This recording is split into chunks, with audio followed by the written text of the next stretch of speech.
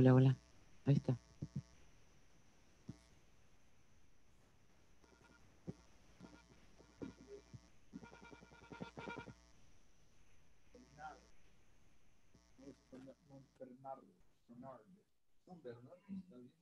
Yo me reconozco. You know who Saint Bernard of Clairvaux is? Saint Bernard of Clairvaux.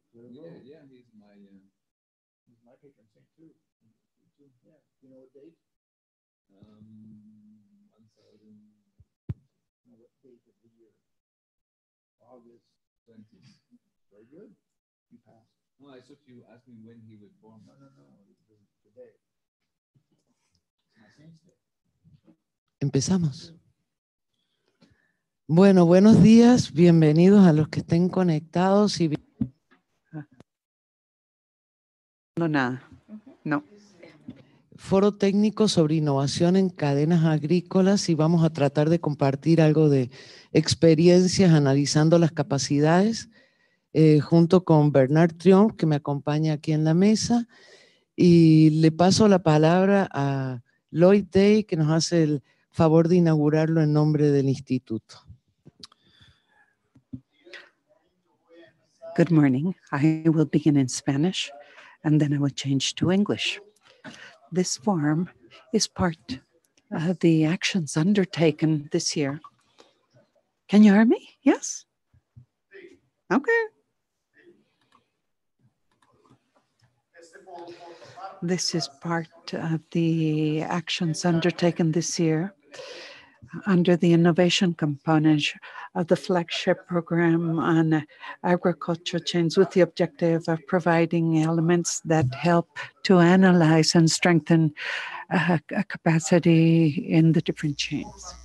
Normally, the methodologies to approach work in chains do not explicitly include innovation, but the importance of improving the way in which the processes, productive processes take place in marketing are undeniable.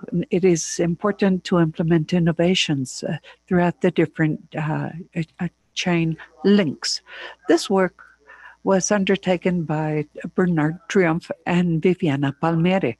Bernard is a systems agronomist and a specialist in innovation from the Joint Research Unit on Innovation in France. He is currently participating at ICA, based in Mexico City. Viviana is also an agronomist engineer specialized in production systems. She is a specialist in innovation at ICA and currently coordinates the innovation component of our flagship program on chains. The objective of the forum is to share the work done this year and get comments on the elements proposed in order to analyze and strengthen innovation capacity. With the inputs gained throughout the year and the contributions of the different participants in this forum, a technical note will be prepared summarizing the experience and providing a guideline with the elements to analyze and strengthen the capacity innovation in agricultural chains. When Viviana asked me to inaugurate this meeting, I had no idea of the fact that two of the cases are based in the Caribbean, Trinidad and Tobago and Jamaica, and the third one in Paraguay. Now I will switch to English for my friends in Trinidad and Tobago.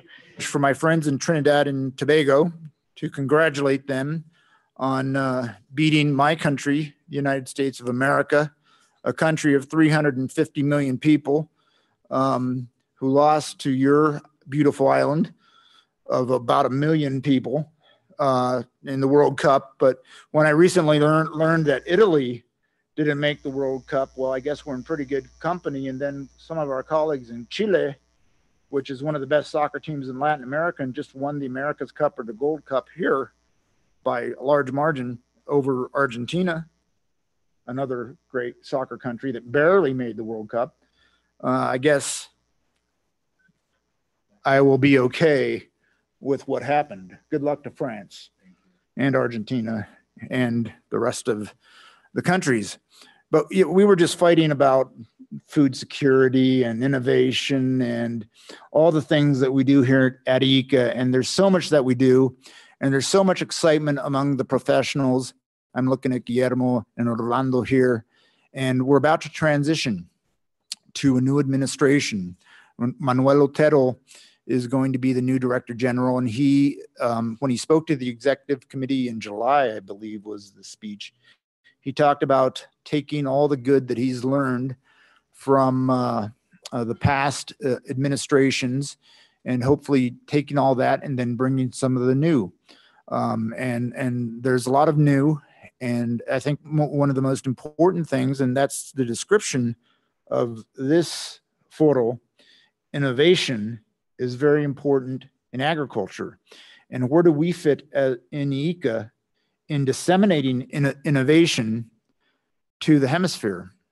How are we going to take the innovation that occurs in our universities, in universities around the world, in the private sector? Because let's face it, innovation occurs in the private sector and it's often sold, but it often can be transferred in generous ways through ICA to our customers. We're about to embark on a huge platform with one of the world's largest agricultural companies to help them engage, help our customers engage in a tool for educating them on food safety. And Orlando Vega, who's here with us, is the person who worked with this company, Bayer, to help bring the tools that they're using to help food safety, to help build a culture of food safety, which is so important for all of us, and spread that for free through our virtual platform in order to train producers to sell food safely. So where does ICA play in all this in the future as we transition into a new administration? And I think there are huge challenges that we face as an organization in terms of funding, in terms of relevance, in terms of competition, but also there are great opportunities. And how are we going to feed the world? How are we going to work with our governments that change, ministers that change on a weekly basis? We had the minister from your country come and he's now gone. And that happens, all the time with 34 ministries. How do we work with the private sector, with the public sector, with large farmers, with small farmers to feed the world and to grow more with less? I mean, I have a glass of water here. We all need water. I don't know what percentage of our bodies is made up of water. Anybody? 75%? More, 80, 90. But water is important. And there's a huge portion of the world that doesn't have access to clean water. A huge portion of our country don't have access to clean potable water when we go travel there. Water is so important. It is the lifeline for agriculture. What do we do? What kind of innovation can we do? And what can we learn through our experiences and in cadenas, in agricultural chains and in trade, in order that we can feed not only ourselves and our countries, but the rest of the world? Our hemisphere, the Americas, is the breadbasket for the world. So with that, I'm going to stop talking. I can tell Viviana is saying, "Stop it, Lloyd." So let's move on to the session. And I wish you all the very best for the upcoming holidays. It's almost Christmas. I usually start saying it's almost Christmas when we get to about February, but we're in November and the last half of November. So it's almost Christmas. So I wish all of you, if I don't talk to any of you beforehand, a very happy holiday season and best wishes as we transition into the new administration. And I look forward to working with you in the future. So let's carry on. Thank you.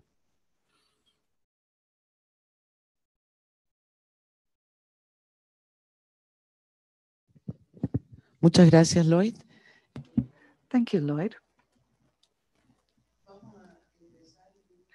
Let us jump into this. I will just give you a brief introduction on what this forum is about and how we will address it, because as Lloyd already expressed, a very important part is get comments and contributions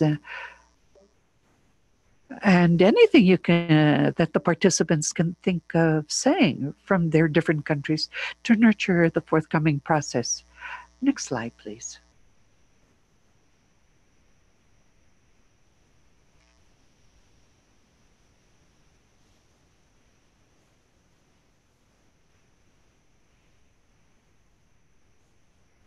Well, as Lloyd said, this was part of the work done of the flagship project, the innovation project within competitiveness and sustainability of agricultural chains. We started with Bernard to identify the key elements that would allow us to make a contribution so that people can foster an improvement in innovation processes in agricultural chains. For all of this, we started by defining a conceptual framework, analyzing different methodologies. Later, we will talk about that in more detail, but this is just to give you an idea of the starting point or the point we are in the process. Then we conducted 3 exploratory studies in several countries, and we have made an attempt to identify the cross-cutting lessons, particularly in the methodological side, and the key elements to take into consideration. Next, please. In this forum, then, which we are in after all this analysis and after undertaking all the studies, we wanted to share with you all the experiences of this process, obviously providing some elements first regarding the conceptual framework so that it all fits in place, and also get the inputs and comments from you, as I had said before, which is so important. Next steps, as Lloyd said, there will be a technical note produced aimed at those that seek to improve the performance of agricultural chains, particularly in the innovation processes, because in order to improve, we need to change, and change means innovation. And in the technical note, we will include a series of key elements. It is not a methodological guide, it is not a recipe, but it will contain some key elements on how to analyze the capacities, which is most important when we examine innovation processes and identify critical points to strengthen all these capacities. Our agenda for today, after the inauguration in this very brief introduction, Bernard is going to tell us a bit about the conceptual framework for innovation and capacity for innovation, the concepts, background, etc. After that, we will take a very short coffee break. And thereafter, I will share a bit some of the experiences. We'll take turns, I guess, because the 2 of us have been in charge of all this work. So to not get bored, we will take turns. Then lastly, we will have some conclusions and methodological lessons. Bernard will do that. And we hope to have some discussion. And lastly, closing and next steps. For comments online, those of you that are connected to the webcast, the way to do it is through the email that appears here on the screen. And that also appears on the live broadcast page. You can click on that, and I will be checking your comments constantly. Send your comments at any time during the forum, particularly towards the end when we come to the questions and comments and discussion. Thank you so much. Without further ado, Bernard, please. Good morning. Good morning, everyone. No voy a hablar. I am not going to speak in French, I promise, but I will present the slides in English, and I will attempt to present in Spanish, and I'm going to get so confused. So I ask you to bear with me if I get off track. The idea, I would just raise my hand when I want you to move to the next slide. I would appreciate your help with that. Can you already see the slides on the screen? Not quite yet? Okay. Well, the main idea is to share with you some concepts. By no means is this a formal or academic presentation. It is just to set a general framework so that we can better examine how we worked on the case studies. Perhaps some of you are very well aware of those concepts. Others will see this for the first time. Others may say that is not the way to do it, but at least this is a starting point. So to foster a more useful exchange. Okay, I am part of a research institution. I am also here as part of ICA.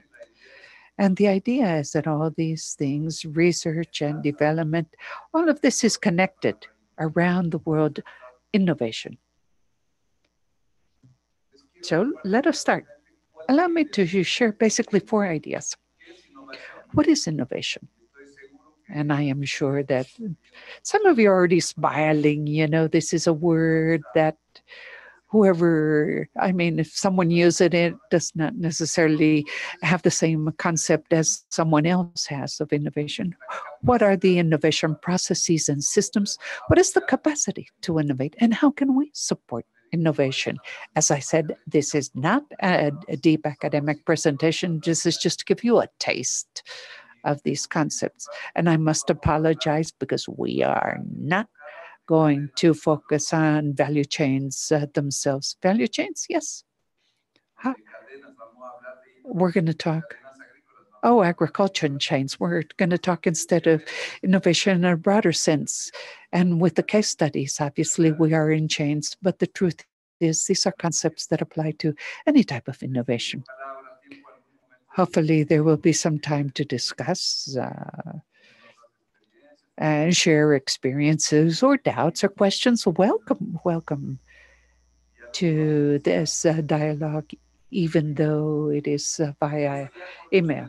Okay, let me start with the messages I would like to highlight in my presentation. I have 5 take-home messages. First of all, innovation is multifaceted.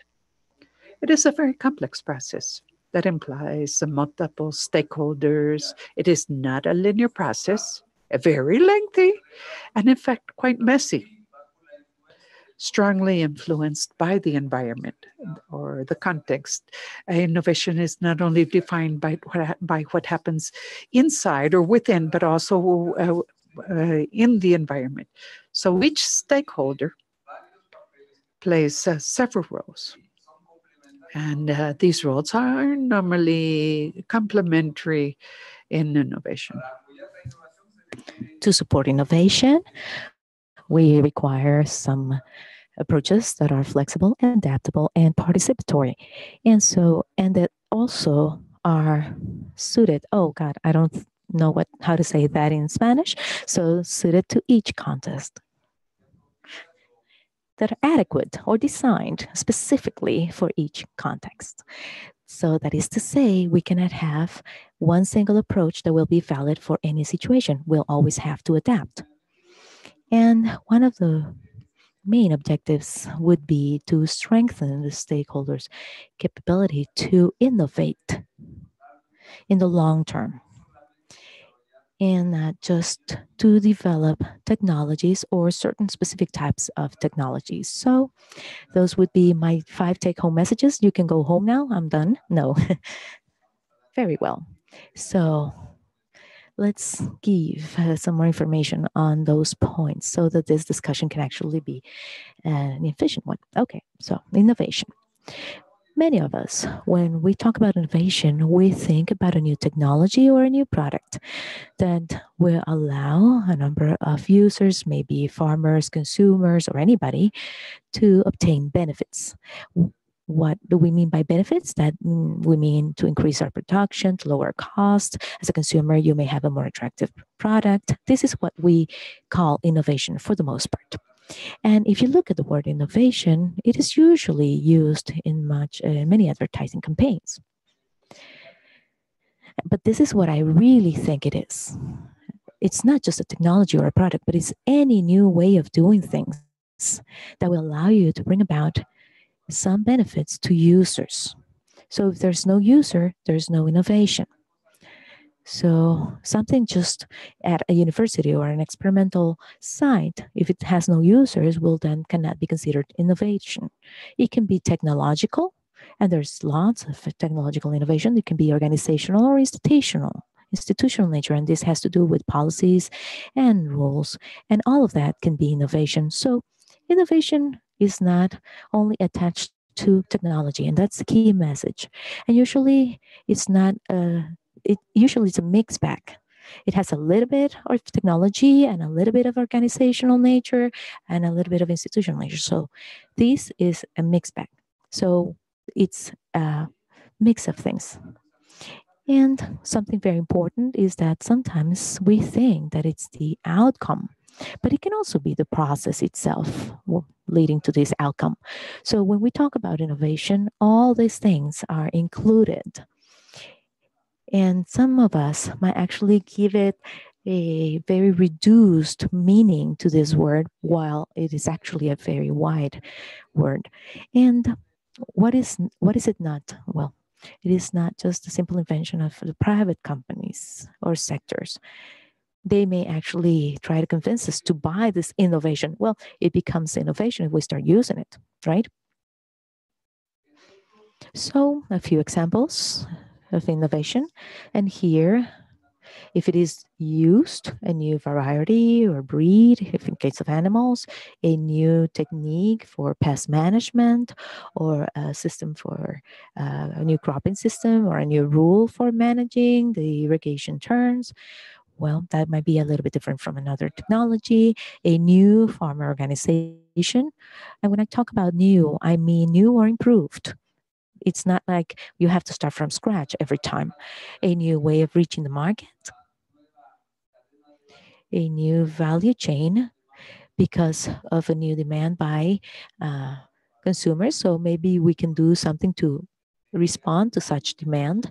Also, it's setting up a multi-stake committee or platform that will identify priorities and that will lead to the implementation of an action plan. Also, to create a quality standard, for example, for family farmers to be able to market their produce in different places. And what happened, for example, what happened in Brazil. In Brazil, it was required by law for a certain percentage of products that are sold in public restaurants to come from family farmers.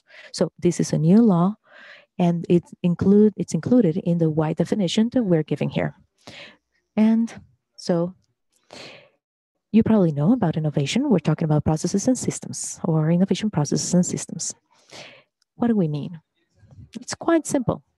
Some people think, I start here, I finish there, that's it, I'm there. Easy. Well, for those of us who are very stubborn, yes, straight to the goal. But normally, it looks more to the drawing on the right. So it's much more complicated or messier. It may start in the same place as the other, but we really don't know where it's heading. And it may actually go in the same direction, or it may go elsewhere. What happened? Oh, okay. So I'm not going to go and look at the picture on the left, but I'm going to talk about the messy process and how it looks and how it goes. The thing is that in my computer, I'm moving forward, but I'm forgetting to tell the ladies to move forward too. I'm sorry, it's my mistake. Okay, here we go. So normally, it often starts somewhere with a new idea of doing things differently. And who comes up with the idea? Well, anybody. It can be a farmer, it can be a researcher, entrepreneurs, it can be politicians, people who say, hey, let's do something new. And when they say different, it's because they want to solve a problem, improve a situation, or seek an opportunity. They just want to do something. Then, I'm not going to use my computer anymore. Okay, so then that develops gradually. And sometimes it may, cannot think of the word in English, in French, or in Spanish. So it doesn't have necessarily a steady pace. Sometimes it goes fast, sometimes it goes slow or stalls, but little by little it develops and it takes a new shape or new ways of doing things. And this is thanks to the contribution from diverse stakeholders. Well, we already talked about it can be products, methods, organization, marketing channels, etc. Okay, let's move on. And at a certain point in time, you say, well, I already got some satisfactory results, because we already know that sometimes things don't go well at the beginning. But at a certain point in time, you can say, well, this is satisfactory. You can say that this change, this new way of doing things led to something good. Good from the economic standpoint or the social or the environmental standpoint. That means it has a certain quality that will give value to the product. And then we finish at a certain point that reaches a certain scale. Some people think that good things should be global, that everybody should use it, but that's not necessarily so. It may be something good for specific conditions.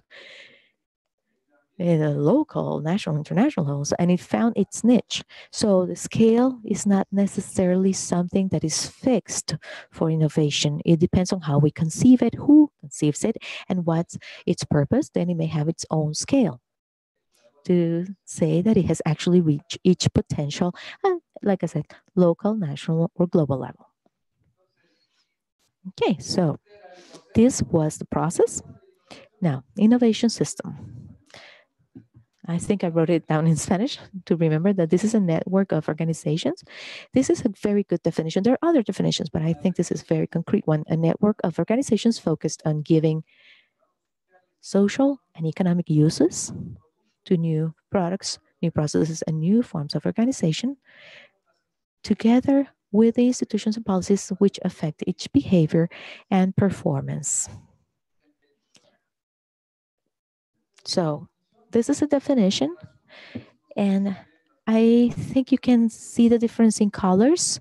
In blue, I highlighted some keywords: network, also economic and social uses, and also together with institutions and policies.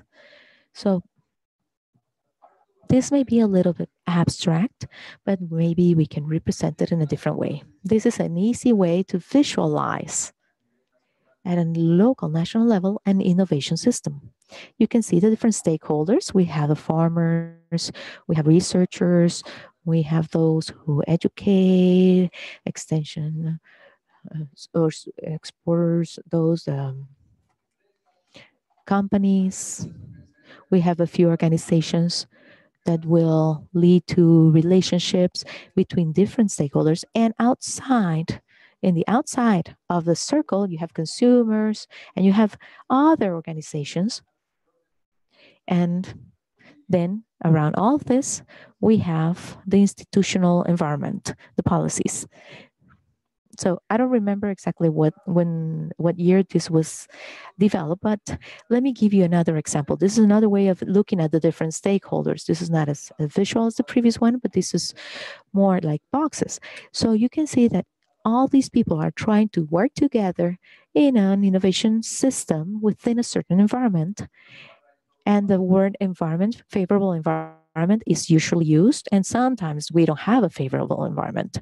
Sometimes the environment also modifies or has an impact on how innovation evolves or how it reaches the users. Just for you to keep that in mind. Then the idea of interactions. This is something that I took from the internet. This is not any kind of interaction that I studied, but it's important to see that the stakeholders will have different types of relationships or interactions, exchange of ideas, different financial flows, cooperation, sometimes that allows people to contribute into this innovation process. And sometimes they may contribute to it positively or negatively. But the idea is that this is a process and system of innovation and that there are multiple interactions within multiple stakeholders. So now we're going to move into the third topic, the capacity to innovate. This is also something that comes in the company or business world, but it's also being used in the agriculture too. Normally, when we look at the innovating capability, we think about the technical skills or capabilities. Well, I need to learn how to use a new machine or something like information technology. Things need to be learned, like the apps on my phone. We need to learn how to use them, and if it's a machine, we need to know how to operate it. And so, yeah, definitely this is important. We also talk about financial capabilities or capacities. Innovation requires an investment. And oftentimes we think of a specific capacity that is not usually mentioned. I'm talking about the functional capacity, and I'm going to address them briefly in a while. This is in Spanish because I got tired. So, functional capacities, the being able to handle complexity. It sounds a little abstract, but definitely this is an abstract world. You need to go talk to many different people, look for finance sources. And so you need to know how to go into this world and be able to manage it and handle it to reach your goal. Then capability to collaborate. Well, interactions have a lot to do with this. The idea is to be able to collaborate with the people that I'm going to be needing to be able to move forward in my innovation process. Then the capacity to ponder upon things and learn. Well, there are many mistakes and many problems that you face while looking for innovation. So you need to be able to assess and self-evaluate and criticize yourself or criticize what others do to be able to find the right pathway. And the capacity to become involved in political strategic processes. We have talked also about the importance of the environment, because the environment sometimes it is the way it is, but sometimes you need to modify it to make sure the innovation can be used. So you need to be able to enter at this level and be able to convince that this new maybe financial source is needed, or just look at all these functional capabilities as needed and have the capacity to adapt and respond to be able to seize all the potential of innovation. So this is part of what we talk about when we talk about functional capacities, which is key for innovation. We also talk about capacities, and some people think that individuals need to be formed. Yes, that's key, of course, but we also need to teach organizations. We need to give them more capacities as well. That would be the second level. And also, I'm also going to highlight the part of the environment. The innovation capacity has to be at the level of the environment as a whole, of the system as a whole. So it's not only a matter of individuals. And all three of these are related. So we're going to go into the last part of the conceptual framework. How do we support innovation processes and systems? Just a few ideas. Well, according to those who want to support this, let's say it's an institution or a mandate, the idea is to intervene. The idea is for things not to happen on their own, but we need to make some sort of intervention to be able to accelerate or be able to have this innovation reach all the different social means that we want. It's not just anybody using it, because innovation can be done without having a social objective at the end. But so we have three main pathways that we can follow to reach innovation. The first one is to develop new technology. That's most widely known. So you develop technology, you then go to adoption, so you get a certain or desired impact. The second pathway is widely known as well, and I think it's especially used here in ICA, that is to be able to change policies, a policy influence policy or pathway. So the first pathway is used by those who work in the technical realm, or agronomists, economists, etc., and other people involved in agriculture, even in post-harvest. That's their favorite pathway. And I don't know if economists also tried to influence public policies. And the intermediate pathway between these two is the development of capacities, the one that I just explained to you briefly about, like to be able to build the system capacity to innovate. And these all may exist, even though there may be a priority in one of them, because maybe some people need new technologies, others may need more innovation capacity, and others may need more policies. So this is just a general reference framework. So you can either be in any of these pathways, and then you understand clearly that you need to supplement whatever you're doing with the other pathways, just as a general framework. This is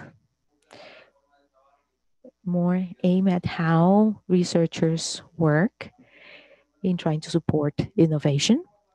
So how they work, and is also related to the main pathways. You have the participatory technology transfer, and the idea is to then reach the adoption of innovation. Another model followed by many of these researchers is the co-design of innovative systems. Co-design means that I work with different stakeholders. It's not just me having a technology, but we worked on it together all the way down to where it is used. The third way would be is that most of the time most of the work is not done by researchers, but we just support.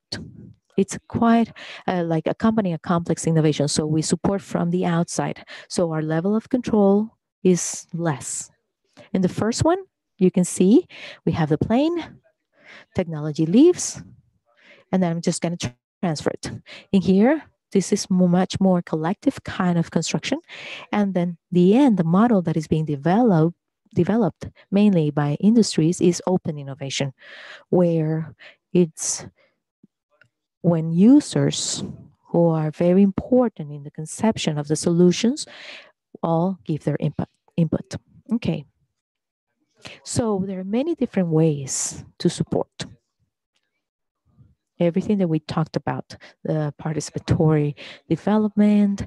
One thing is that there's not one size fits all. There's not one single way to do it. There is no one size fits all.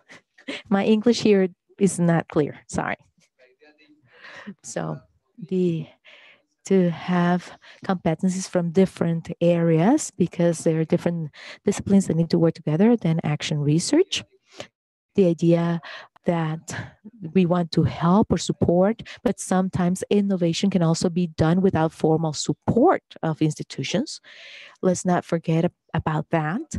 So some people think that maybe it's best if institutions did not mingle in it, because if they do, then it will stop working. Let me continue because I'm running out of time. So at the end, I think that the key thing in all of these type of ways to support innovation is to develop effective participation. And we know the word participation is widely used and sometimes it's not clearly used, but that's the main idea. That is not only a matter of participating at the end, but participating throughout the process in all the stages, from the diagnosis, the planning, and also the part of the designing of the innovation and creating this favorable environment or improving whatever environment already exists for it to be more efficient. And then also in monitoring how the process is advancing. So to look into all of these things so that participation can actually be an effective one, and try not to waste resources and time, but to reach some good results or outcomes, and so that we can have a large number of users taking advantage of it. So participation also requires good facilitation, and you know this. And also for participation to really play a fundamental role, needs to have learning and capacity building as a cross-cutting theme. If there is innovation without a learning process, then this participation might not actually be where we want it to be. So this is just to say that there are different ways to contribute to innovation by institutions and organizations. Obviously, they can produce and spread knowledge. This is a classic type of participation. They also can co-design, which is a bit different aside from having knowledge. They can support stakeholders and promote innovation in different ways. Obviously, capacity building or development is key. And they can also support in managing resources. Because in many processes, the lack of continuity of investment of resources in the processes oftentimes lead not to innovation, but to just inactivity or activities with a certain innovative thoughts, but maybe the process is stalled. So managing resources is also key within all the different functions of those who may want to contribute to innovation. So if you forgot the key messages, they're there again, just in case for you to remember. I'm not going to read them again or talk about them again, but maybe we can just leave them there for a short while so that you can read them again. Just going to take a sip of water.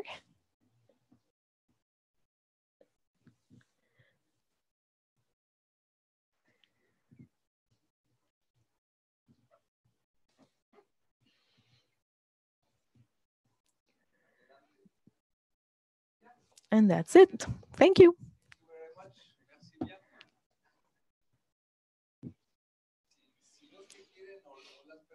If you want to send your comments to Viviana, we'll be glad to read them. And maybe if you have any challenges related to anything that I just mentioned, please send us an email. So far, the emails that I've received are different with regards to availability to present the presentations, but there's no question right now. So far, probably everything was very clear. So I don't know if anybody of those here present would like to ask something, make a comment. Your participation is welcome. Yes.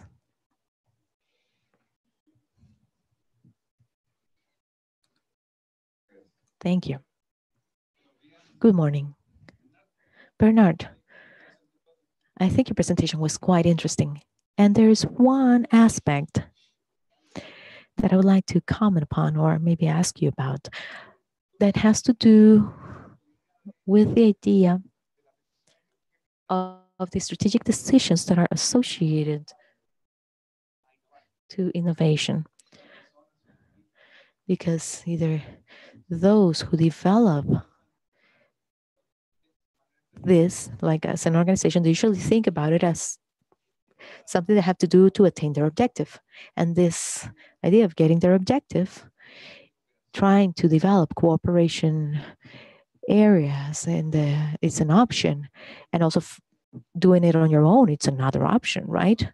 So companies and people and organizations might think of these as different options. So oftentimes they have to choose between one or the other. So in your presentation, you highlight the cooperative pathway. So that was something that I wanted to bring to the table. And maybe you can talk more about that, because there's a dichotomy there in innovation that we usually find in real life. Very good question. And I'm biased, because maybe I work with small farmers, and usually on their own, they cannot move forward. And the other thing is that we usually seek innovation that can be reproduced and taken to a different scale. So in literature, sometimes the innovator, the individual that has the idea and reaches its goal on his own or her own, has also been highlighted. So in many of the stories, when you look at the stories of innovation, you hardly ever see that kind of collaborative kind of pathway. But usually there may be some internal allies, but there's usually interactions, even though they are not thought of as an interaction system. So my answer is yes, certainly. You can minimize the number of people involved. And if your objective is to have an exclusive product in the market where you'll have all the gains from having something unique, well, the open model, some people don't like it because they think they won't be the winners of it all.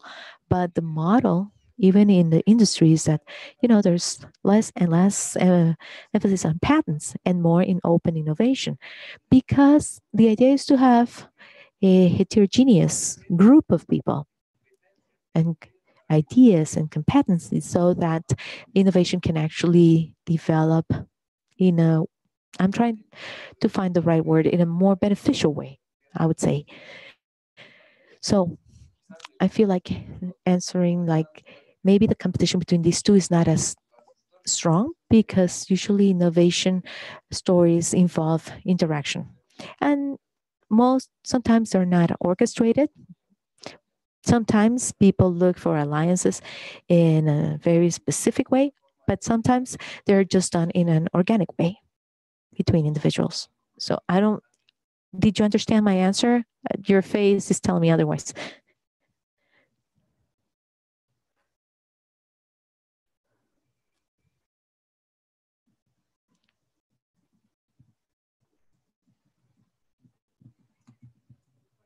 Good morning.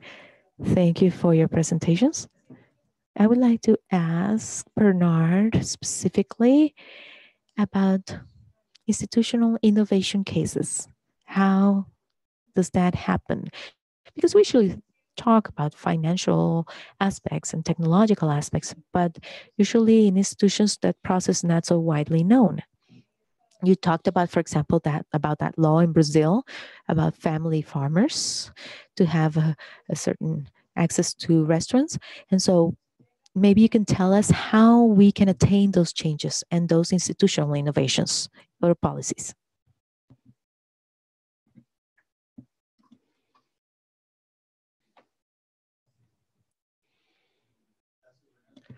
Thank you, Bernard, for your presentation. I have a couple of things in mind.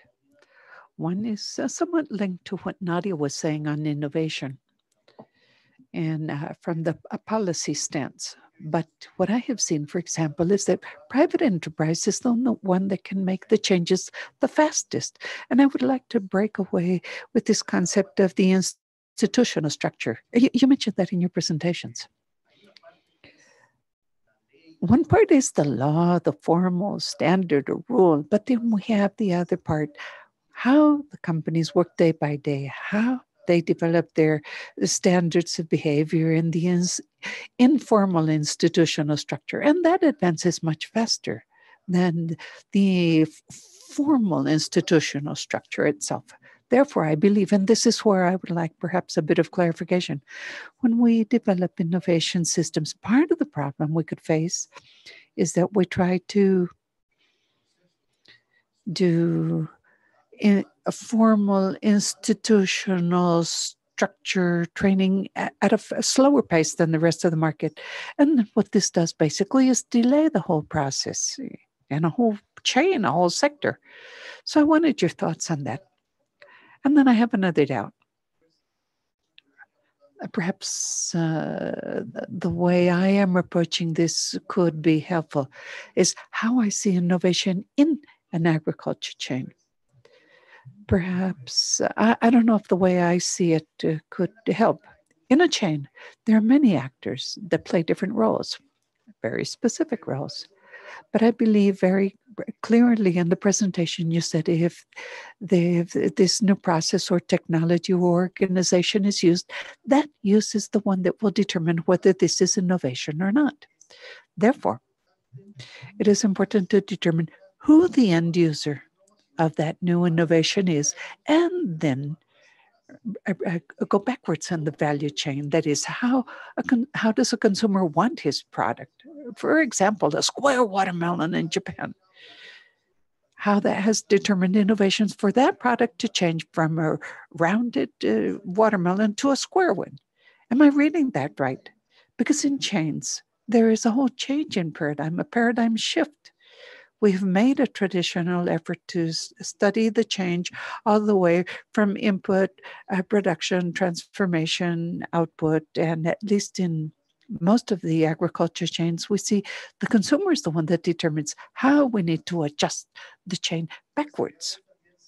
So I would like to see if the way I am trying to see it could quite fit in what you are working on. And the other point is whether you have any information on how Sadefi, a classic in change, understands whether I can harmonize the upgrading of Gaddafi to the different processes that could occur in Gary Greffy. Or maybe we can talk about that offline. Okay, I'll leave it at that. Okay, thank you. Thank you for your questions. The easy way out is say, I'm agronomist, sorry. Good. And many of those things go over and above me, but that is not the right answer. So allow me to give you instead another example. We were carrying out a study, and I apologize because since I am from Sidari, I have worked a lot in Africa. But I hope this helps you understand. There was a region where they were having a problem with an invasive species, a brush, that they had introduced to fight against desertification in semi-arid areas with very difficult conditions and became an invasive species. And since desertification was going on, it was prohibited to fell any trees. They had to protect the existing vegetation. So there was this invasive species, and they started to see, and invasive means that it got into the houses. It was destroying the houses. It was awful, horrible. I mean, just imagine how it was awful because it prevented cattle from grazing and it was destroying houses. So there was a need to find a way to handle this species. One interesting way after cutting it down was to make carbon and sell it, value chain to the city. And many people that want to use that coal. But the law says trees cannot be felled. So you have to do a lot of lobbying to change that law so that that species that is non-native, that was instead introduced, and that has a completely different density from other species, because we need to have an indicator that when a vehicle full of coal is going to, and just imagine the contamination, but a truckload of coal, the authorities are going to stop the truck and say, where does this coal come from?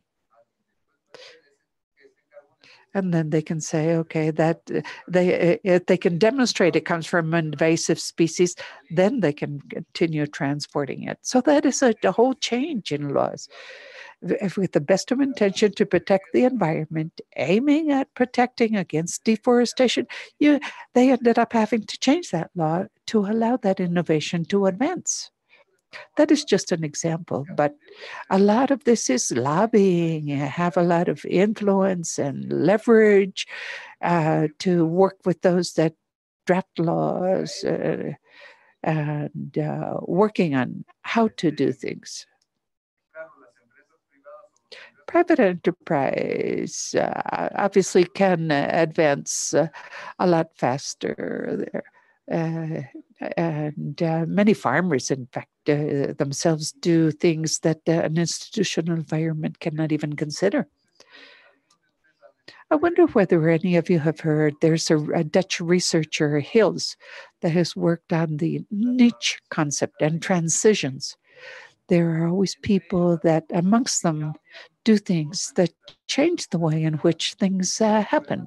So the problem with the institutional environment is that, well, it has to gradually adapt to the new possibilities or the new offerings of people that are advancing much faster than the mass. So laws or the environment, in fact, sometimes become such a strong limiting factor, you have to change it.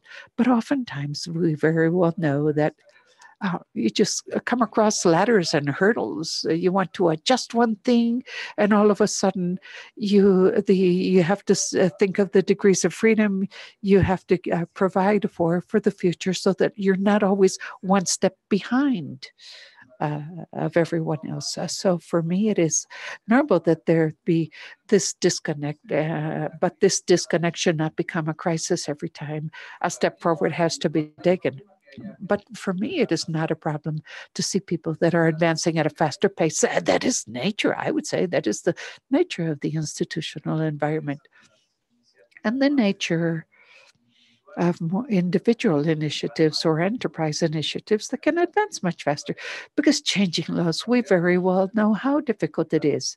Here at ICA, in fact, we're in a transition process.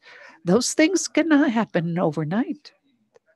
If someone comes up with a new vision and tomorrow everybody is implementing that new vision, no, that is just a fact of life.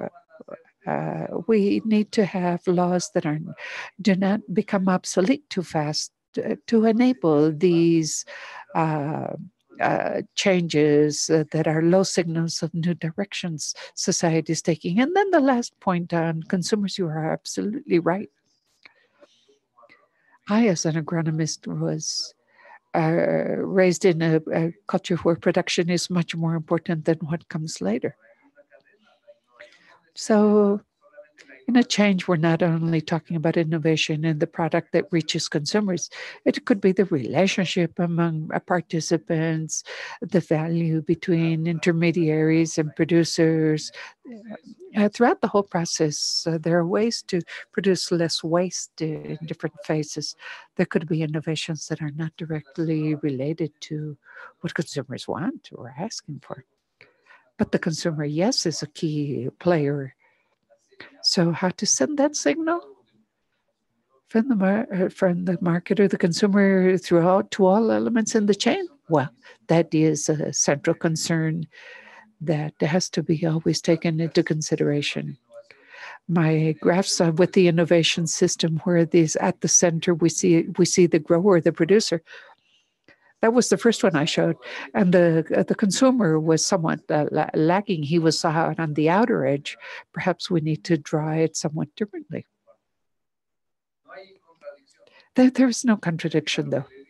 In the end, there is not one single way of seeing this. We should always think of this, because not all actors have the same weight or influence or power to influence the direction taken to adapt or propose new solutions. Thank you very much. Just one more clarification. When you talk about uses, you're thinking of a consumer eating that square watermelon. I believe that when we heard Bernard's presentation, the fact of having a written policy, a package of seeds to save the world, that in itself is not innovation. So the difference between eating that watermelon and utilize and take advantage of that new element, a policy, a seed, or whatever, or organization, whatever it is not there's a contradiction. Simply, we are taking the term use as implementation.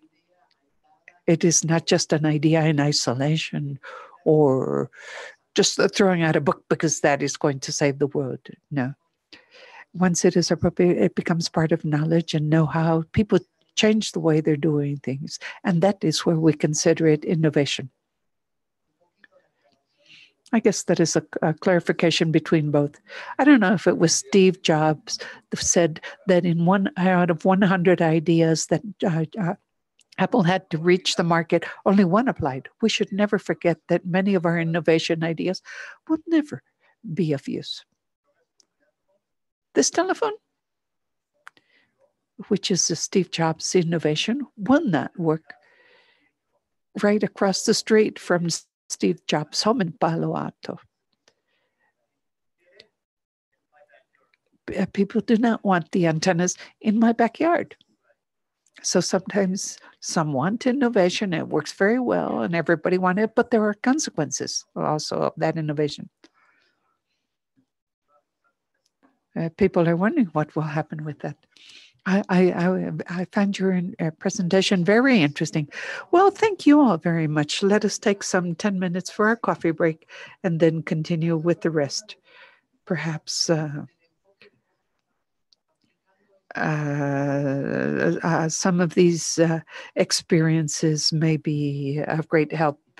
So let us be back in 10 minutes, please.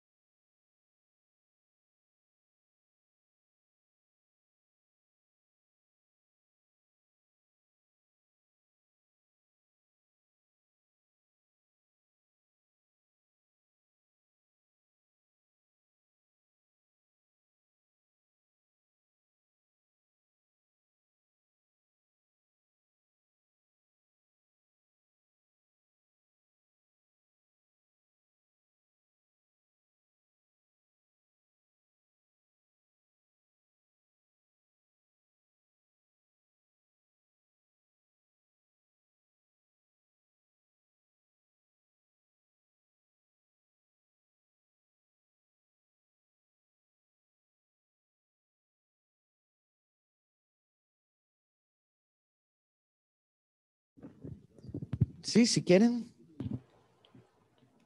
Sure, if you want to, let us start again.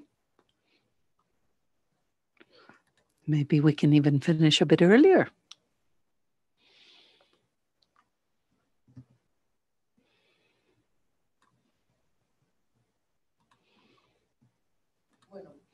Well, let us continue with this forum. Sharing a bit some of the studies undertaken throughout the year. Next slide, please. This is a joint effort between Bernard and I. We came together to move forward with this idea. Next slide, please. Okay.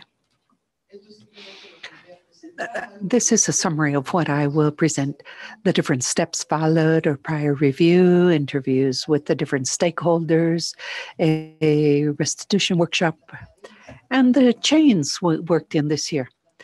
One is Floricola in Paraguay, flowers.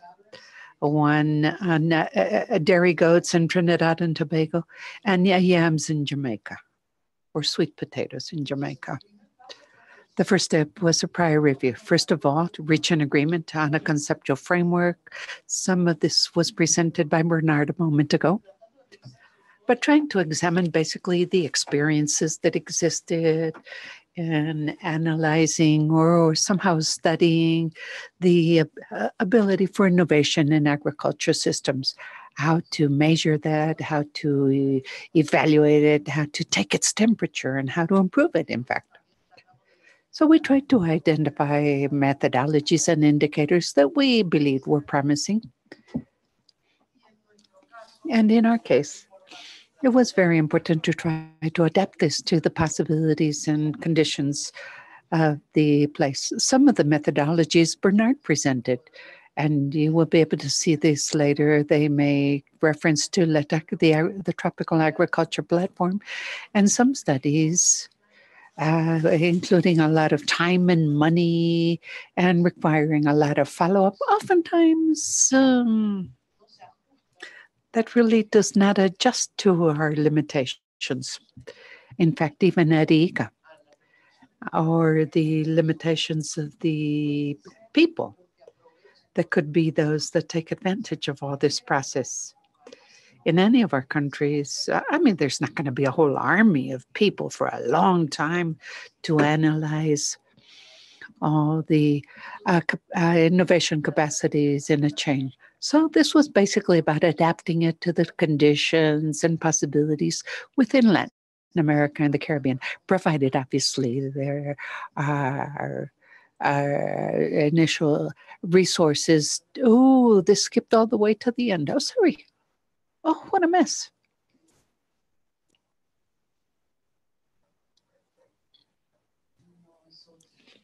No, it's a different slide.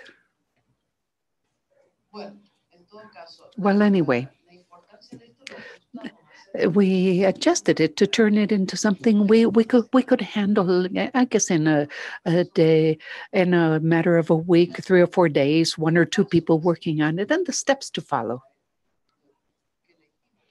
Or the steps we chose to try to examine this was, first of all, through interviews with the key stakeholders in the chain, validate these things in a workshop that I will describe in greater detail in a moment.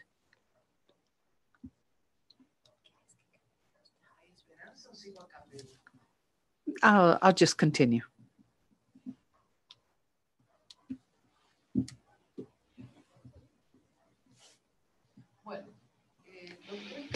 Okay, the 3 cases selected, which I said was the flower chain in Paraguay and the goat dairy in Trinidad and Tobago and the sweet potatoes in Jamaica, these had been defined as priority in the flagship project. And work had been done over the last 3 years, 2015 15, 16, and even in 2017, we were working in those areas in the precisely covering innovation. So that is why we selected those. I think you went one too far. We need to go back one. Okay. You are absolutely right.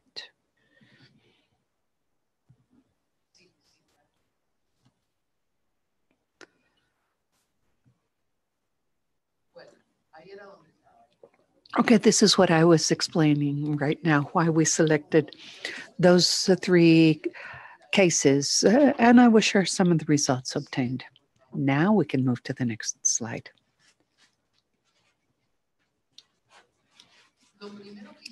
The first thing we did after we agreed on the conceptual framework and how to approach it, and with the limited resources to follow all the required steps, we developed flexible guidelines for these interviews, and flexible because they need to be flexible. We were asking basically about characteristics and elements on the environment, basically trying to understand the role of the person we were interviewing and its connection with the evolution in the chain. And we started to rescue basically all that path of the person. We let them basically tell us the story of how they had gone about the process, how decision making had advanced, and so on and so forth, how the chain itself has changed over the last few years. Basically, trying to gather all that experience was a very central element to what we did. And then we started to ask about innovation, understanding these, as Bernard said, in the more recent changes introduced at the production and post-production level, post-harvest processing, packaging, and at the marketing or level, and within the organization, both among the producers themselves and throughout the whole chain. And other changes too, because sometimes there were regulatory changes that were very important, and those are precisely some of the examples of institutional changes and innovation. So basically what we wanted to see was what had been happening in the last few years. We could not go back in history, but we wanted to focus on more or less when things change, why they change, where the idea came from, et cetera, basically to try to better understand the origin of these changes. And sometimes it wasn't even necessary to ask. I mean, once people started to tell you the story, I mean, it just came out naturally. They liked to have other people listening to their stories and explaining why some things worked sometimes, why they did not. And then we asked about the type of training provided, the lessons learned in general, either through formal training or access to different ideas from different sources, exchanges among the different participants, etc. And lastly, we were asking them also about how they see the future, what their vision is, and what needs to change basically to reach that future. Some of them had, ideas that were, not practical at all. They were never going to become a reality, but we wanted them to explain what their role would be in those changes. So that is why it was flexible, because they had to adapt to the chain itself and to the type of protagonist we were interviewing. Let us move to the next slide. Okay, this is where we show that we interviewed different protagonists from all different links in the chain possible within our time and resources available. Basically, among the producers, we sought out diversity, small, medium, large, and the different entities that were supporting the chain. We were trying to look for the best diversity possible. Not in all, we were able to find diversity Some were small, some were large, some were newcomers, new kids on the block. Others were very well established. So we tried to cover as many as possible. Sometimes we only had the possibility to interview people that were, I don't even know how to say this, outside of the normal responsibilities of institutions, but it was interesting. And perhaps we could talk about this a little later. All this diversity that is needed to ensure a sound study. We also spoke to processors, and by processors, well, all different types. These are people that just back to improve products, or others that are doing all the agro-industrial transformation. We talked to the marketers also, trying to cover the whole fan of both the intermediaries who were in direct contact with the producers or processors, as well as with the exporters. There were people from supermarkets themselves that we had an opportunity to interview. I put these all in the same line, but we're talking also about all the people involved in technology services, broader services, and people involved in research and outreach processes and extension processes, input providers that but also had a role to play in training, etc. And then in some cases, it was appropriate to interview decision makers because they were directly involved in supporting the whole chain, very closely related. So when you see all this fan of different actors and different links in the agriculture chain, you realize why we have to be so flexible with this guideline I was mentioning, because experience and emphasis will be very different in each case. At the end of the interviews, we basically developed a study of the findings, things that struck us the most as outsiders. And then at a workshop, we brought the people together. We received their comments, and we validated things that we considered critical, that or things that we had detected in the chain. And although this is somewhat in the background, each one of those elements has the ability to innovate. Once we finish the technical guide, I believe it will be much clearer as to how. But in our conclusions in a moment, perhaps we can highlight that connection. At the workshop, we validated the findings, and we also proposed some elements that we considered critical so that the groups themselves, the participants, could select one or two elements that they considered of interest to discuss and ponder about those issues and see how to reach agreements and propose actions. So that was a very important workshop in the sense that it was not only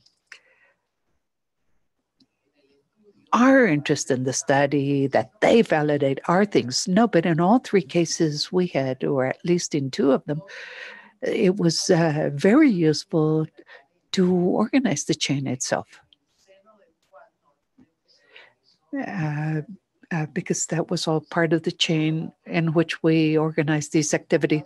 So all the participants were focused on the innovation capacity. Now, allow me to very quickly share some of the findings with you. With the types of studies we did, we were able, for example, to define things in each one of the chains. For example, in the case of Paraguay, this is a dynamic chain in growth, favorable outlook. Innovation has been an essential driver of growth, in both innovation, technological innovation, as well as throughout the whole chain. Different types of innovation, not only technological, but also organization-wise and marketing and et cetera, et cetera. The state has played a fundamental role in Paraguay. There's a public extension service. It's just a bunch. These are 4 specialized extension workers, but that in itself has caused a big difference in promoting the organization of producers and promoting changes in ways of doing things, both production as well as sale or marketing. And the state has played an important role in supporting the competitiveness throughout the whole chain. This is something much more recent, but has been strongly supported by the Vice Minister of Agriculture and all the institutional structure thereunder. So in this case, the state played an outstanding role. There has been a role of international cooperation. We see the mission of Taiwan, for example, that has been working with the chains basically in a cut flowers chain, and over the last 5 years with orchids. And also, more recently, through the flagship project, ICA has been promoting things such as providing support within the chain and, of course, support the whole thing. And also, research plays a kind of a very little role, almost null, in the chain of this kind of production. There's nobody that dedicates himself to helping its development. And so some have worked together in some areas of research, but this has been very little. Next one, please. The producers play an innovative role. Also, they seize whatever public help there is available for them to get trained, and also for financing, either to acquire the plans or to develop infrastructure. But they also use the knowledge obtained during these trainings and also the exchanges between producers and their own experiences and their own experiments, because they usually try new things at a small scale to see whether it works or not. So this is something that we oftentimes do not see in farmers, and that's why I wanted to highlight this. They have initiatives on their own to make their farms grow, to have a better greenhouse, or to improve their practices and diversify their offers of products. So there is a view of change as also demanded by the market, because flower production in Paraguay has the specific characteristic of much contraband from neighboring countries. So then the color of roses in vogue changes very quickly, and so they just need to keep up with all of this to be able to continue. And the things that we presented and we discussed during the workshop were several, and some have to be highlighted, that will reinforce sustainability and inclusion in the chain. First of all, there are different worlds. We are considering just one single chain, but we have the flowers that are cut, and then we have the ornamental flowers. Well, some producers have both, but that does not make them a separate world. Where they're sold, how they're sold, what is it, how the markets work, and all these things. These are all completely different for both of them. But usually, those that are flowers that are cut require a larger area, more availability of resources, more labor, etc. So everybody there agreed of the need of segmenting and classifying things to be able to come up with differentiated proposals for the different groups, because they know that one thing will not be fit for all. I raised my hand. I'm sorry, but I wasn't asking for a change of a slide. So this was in the chain discussion, where we came up with some proposals for forthcoming years, and that was a comment by people that were part of this roundtable who agreed on the need to do the segmentation and to promote the role of other sectors. That was also something that was stated clearly, and also to reinforce the participation of small producers and farmers or producers in general. and the small farmers in particular. Now, in the case of the chain of dairy goats in Trinidad and Tobago, for dairy goats or for milk, in trying to improve the performance, we see this as an emerging chain not because goats have not been there forever, but because in this particular case, there was a whole activity in trying to promote this. That's why because we consider it an emergent chain, and even there are some producers that have changed from producing something else, and uh, they have started participating in this other chain. So everything seems kind of recent, despite the long-standing uh, existence of goats in this uh, island, and also the fact that they have been supported for a long time. So the new producers, the newcomers, also had access to use new technologies, new knowledge, but there's been very few changes in the marketing area. There's still many plans and efforts right now undergoing to try to sell this type of milk in the supermarkets. So this all requires infrastructure. And this leads to organization innovation as well, and so on and so forth. So this has played a key role in the Sheep and Goat Society of Trinidad and Tobago has played a fundamental role in all this because they have been a spearhead for implementing the business plan and everything that is related to this chain. Well, much will depend on how fast capabilities will be acquired in the future to be able to professionalize what they do and to develop some profitable and sustainable businesses to solve challenges such as adequate credit and also good food for goats. And most of the time they import the feed stuff, but sometimes they have tried developing their own locally, but they're not there yet. So still not adequate for the production way. And we also need to structure, not like Guillermo was saying, in trying to develop an innovation system where it doesn't exist, but in trying to make sure that it works in a better way with better interactions for it to be more receptive, more inclusive, so that everybody is pretty much working towards the same goal. So here we have the university, we also have the organization, and we have the public sector, but they are all kind of aiming at different things. And then the ideal thing would be to join them so that they can have common goals. And also it is important to also for these facilitators to remain leading these changes so that they can increase their capacity or they can still address the needs of the different partners, and also to be able for them to be able to invest in different proposals that will attain the sustainability of the chain. Next one, please, because I don't have much time left.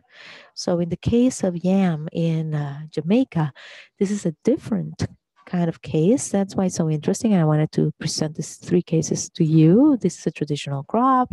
It's part of the typical crops of a highly diversified small producers farm. I'll talk more about this later on, but then this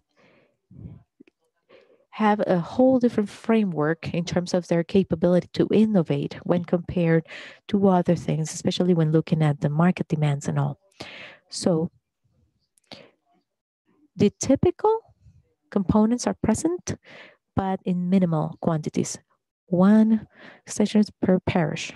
And then this person has to look over 1,000 crops, and it's not just yam. So there are universities, there are different stakeholders and players that can assist, but they are not specialized in yam.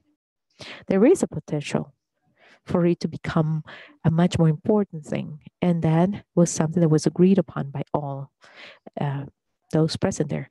So there are good opportunities for local varieties in the market. It has low vulnerability when faced with hurricanes.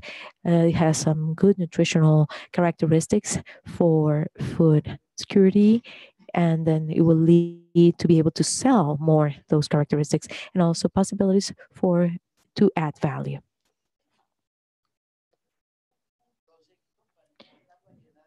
And there was a project recently to export the orange flesh, so to speak. So it has to be orange. That's the important thing. And without going into many details, this project allowed for the introduction of innovations in the way things were being done. And those are valid too for the local variations. It fostered the production of clean production, not at the farmers level, but in all supporting institutionality. There's an organization now that is trying to assist in this topic, which is quite critical, and also allow for the learning through some field schools for producers who wanted to use this different variety. And this lasted a short while. So that has not been spreaded or disseminated throughout all farmers. So to be able to reach the real potential it has, we still need somebody to take the lead, somebody who may become the leader to be able to guide all the efforts for the development of the chain and all the associated small farmers to this chain. So this is something has been promoted somehow, and many people are willing and they participate in everything, but they have not been able to consolidate this as something that is owned by producers. We still need somebody that would call on some of the meetings and do the research and so on and so forth. And compared to Trinidad and Tobago that I just mentioned, well, that is something very important that is needed. Also, in Jamaica, there are a few experiences that have been successful in terms of production that has been quite beneficial for all of those involved in different chains, like, for example, the potato and cassava and ginger. But potato in particular has had a much economic support as a substitution for imports. But they also make some beer from cassava and with the starch, and also with which is interesting, that are making their own beer, local beer with that. So there are some interesting efforts that have been successful. So we need to seize those experiences and the key elements of those experiences to be able to promote those who are working now with yam. We also need to strengthen the organizational capacities at all levels and to improve the learning processes. Next one, please. I didn't want to talk much about all of this, but you always get excited when talking about these experiences because we want you to get an idea of the places we've visited. So this study allowed for us to be able to gather information in 3 or 4 days about the chain, how it worked, the innovation processes, and also to establish and validate with stakeholders the information that was obtained and to come up with some critical elements and motivate them to look for solutions for these critical elements. So just to start going and trying to work on change. So this definitely led to some useful things from the methodological perspective and also from the perspective of all the lessons learned and the key elements of the methodological lessons. So the next point will be covered by Bernard, and he will try to kind of summarize all these lessons learned and all the different elements that are cross-cutting in all these studies. If you have any comments, questions, anything, please ask away. I'm going to check if somebody's online.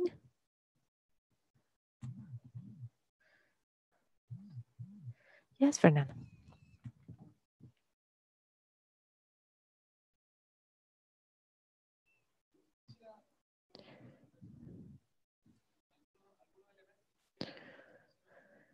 I would like to mention some of the elements that I think would be interesting to elaborate upon, because in innovation, size does matter.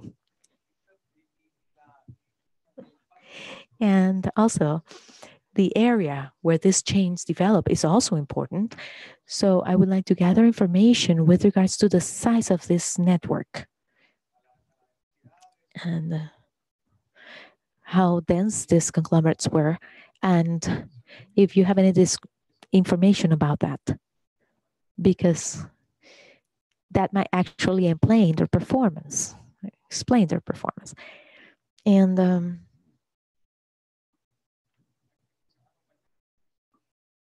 along with that, along with size, there is also a condition that I think is interesting. In the case of Jamaica and Trinidad, we're talking about islands. So that definitely makes a difference because it's a closed environment. So I don't know if you have any comments on that.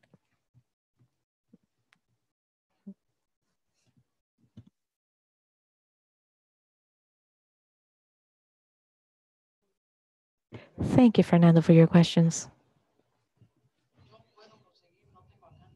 I don't have the figures here with me, and I don't have them out of the top of my mind. But in the case of Paraguay, the first case I mentioned, the flower producing places, so there are different provinces or departments that do that, but it all belongs to the same territory. Politically, it takes, I think they call them departments, which would be kind of like provinces. And so I do have the entire study. It is located at a very specific territory, mainly in a territory. There were different isolated communities in the other parts of the country, but the main chain table that has been established is at a national level. But usually it deals with this part of the mountain region. So it's a territory. In the case of Trinidad and Tobago and the dairy goats, well, that's basically the entire country. And not just Trinidad, but also Tobago. They are all part of the association, and they have worked together in trying to attain the changes that have been implemented, developing business plans, etc. In the case of Jamaica, it's like the typical small crop by small tropical producers. Very, very small areas spread throughout the entire country. And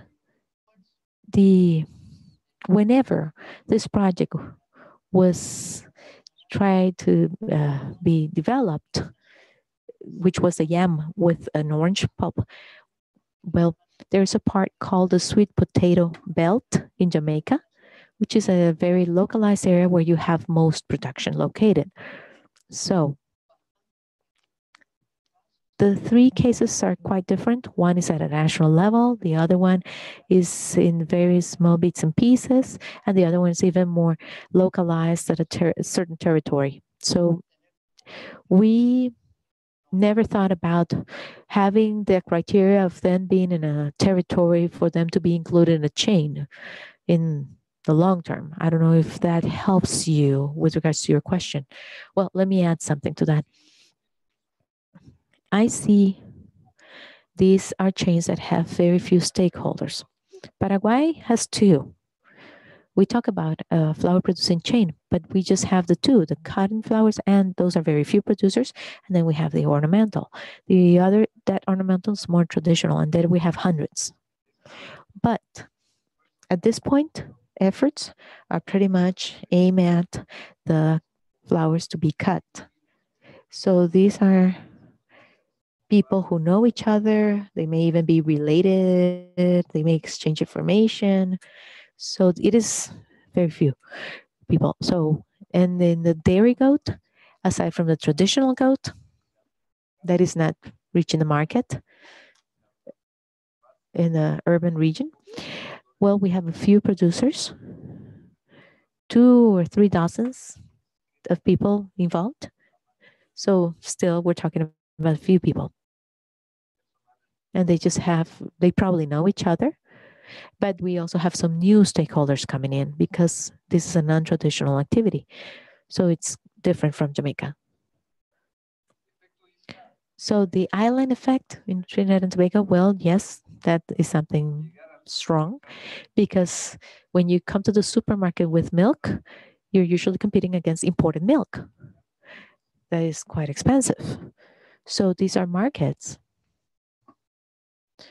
where you can see the impact very strongly in the if you want to sell your goat milk. Well, in France, nobody would be able to sell at those prices, but they can do it there because most food is imported in the island, so the prices are quite high. So you also have a community outside of Jamaica who also produce or who also use products from their island. But so it's not like they're disconnected from the world. No, they're connected in a very particular way. And that's why the way they work as a chain and the way they tackle the market and the way they import technology and ideas is just a special way. But it's not like they are an isolated island that is lost in the middle of the Pacific that had never ever seen a French person. So they're islands with their specific conditions.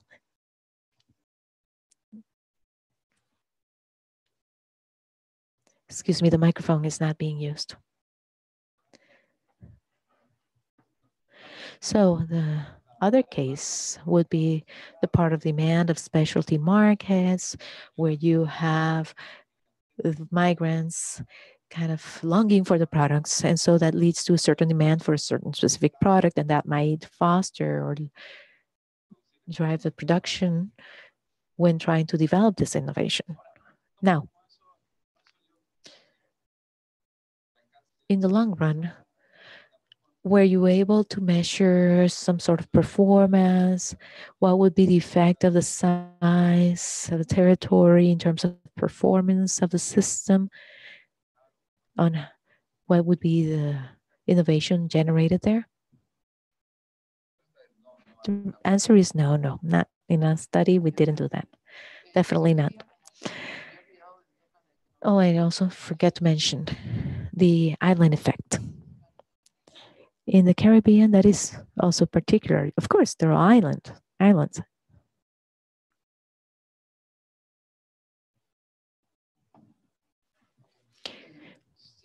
Yes, it's true. They're all islands. But they are all linked in different ways. And so, in the case of sweet potato in Jamaica, people have been trained, and I'm talking about producers from the different parts of the links of the chain that have been to North Carolina, for example. So on the one hand, you're more closed, but on the other hand, they're more aware that they're small and they look for things outside. I don't know if I'm explaining myself, but at least in Jamaica, that's something that I have noticed. Well, something else is that they do have some specific characteristics, but nowadays, in every single case, you will have a specific environment. Paraguay is not an island, but because it's next to a giant like Brazil in terms of flour production, well, they have to come up with legal ways to have access to genetic material that has certain quality. Maybe not just in flowers, but they also have to deal with illegal imports of flowers. So it's not like just because of an island they are different. Well, every single context will be different. So that's something you need to understand. You need to understand the environment to see how a change will develop in a certain way in one island or in a different way in another island. So you always have to look at the environment. It's an island, that's a context, a specific context. But you will not forget about the context anywhere else. The context will also always have to be there and determine what you do. Sí, claro. ¿Seguimos o algo más? ¿Alguna otra? Any other comment? Okay, let's move on.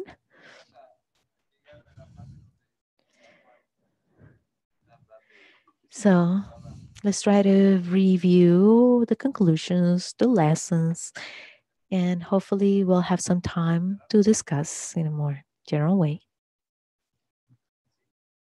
Yes. So I didn't tell Viviana. I told her yesterday about what's common in this change. Well, most of them are traditional, at least ornamental chains in Paraguay, yes, but they have had a very recent thrust, so or growth. So it's something that has been developed in the past few years. They are all subject to different variations and factors that are strong in the national and international markets. They have to deal with alternate suppliers, price instability, competition from imports. So some people have no control of the market, so they are very much subject and they don't have any influence on it, on the market. There's a strong link between the changes in the way they produce within the chain and the way they access the market. What you mentioned at the beginning, we haven't talked much about consumer. In fact, in Paraguay, we did not interview any consumer of flowers, but apparently the change in consumption, the way new generations use flowers go from traditional parties like Sweet 16 and then marriages and then now people wanting to have flowers in their homes. So those are important changes. And that definitely has an impact if we look at hindsight and who produces what and how. So also there's an important role of interinstitutional coordination, even though there's still flaws.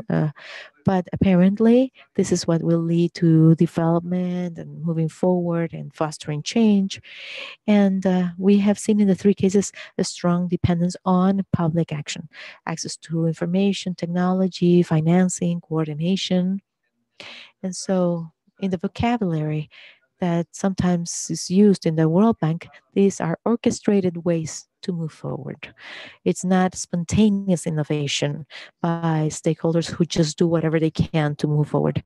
So, the public sector plays an important role. And we have also seen that small producers are faced with very important challenges in organizing themselves and developing a voice to make decisions. And so the voice of the small, of the fewer is not often heard. So in the case of Paraguay, there's some much efforts in cutting flowers. And that would be also because of the investment that ornamental flower producers have to do, starting with the genetic material, all the different treatments, and the greenhouses, irrigation, everything, and even getting to the market with this kind of flowers with a very short lifespan. So for these producers, it's out of their scope. So those were a few of the points that I was able to gather. And this was just like a cross-cutting view of all the three case studies. Well, we have a series of methodological lessons. Oh, we have seen about 5 things. Now I'm selling my own concepts. I say that the innovation systems conceptual framework is very useful in order to see how to approach things, who to talk to, what to talk about, challenges, possible lines of work. And if you that are here and others that could have access to that information, If this is true, then we have to make those concepts and tools our own, take ownership over them to better analyze what is happening. The consequence is if we do not feel ownership over those concepts, we will have no idea where to go. We will not be aware of the challenges to consider to reach what we want to have, a more prosperous chain to benefit more people.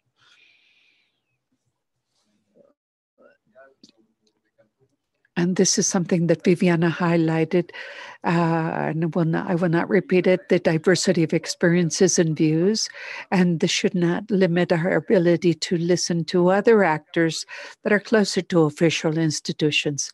This is very common in many projects and interventions.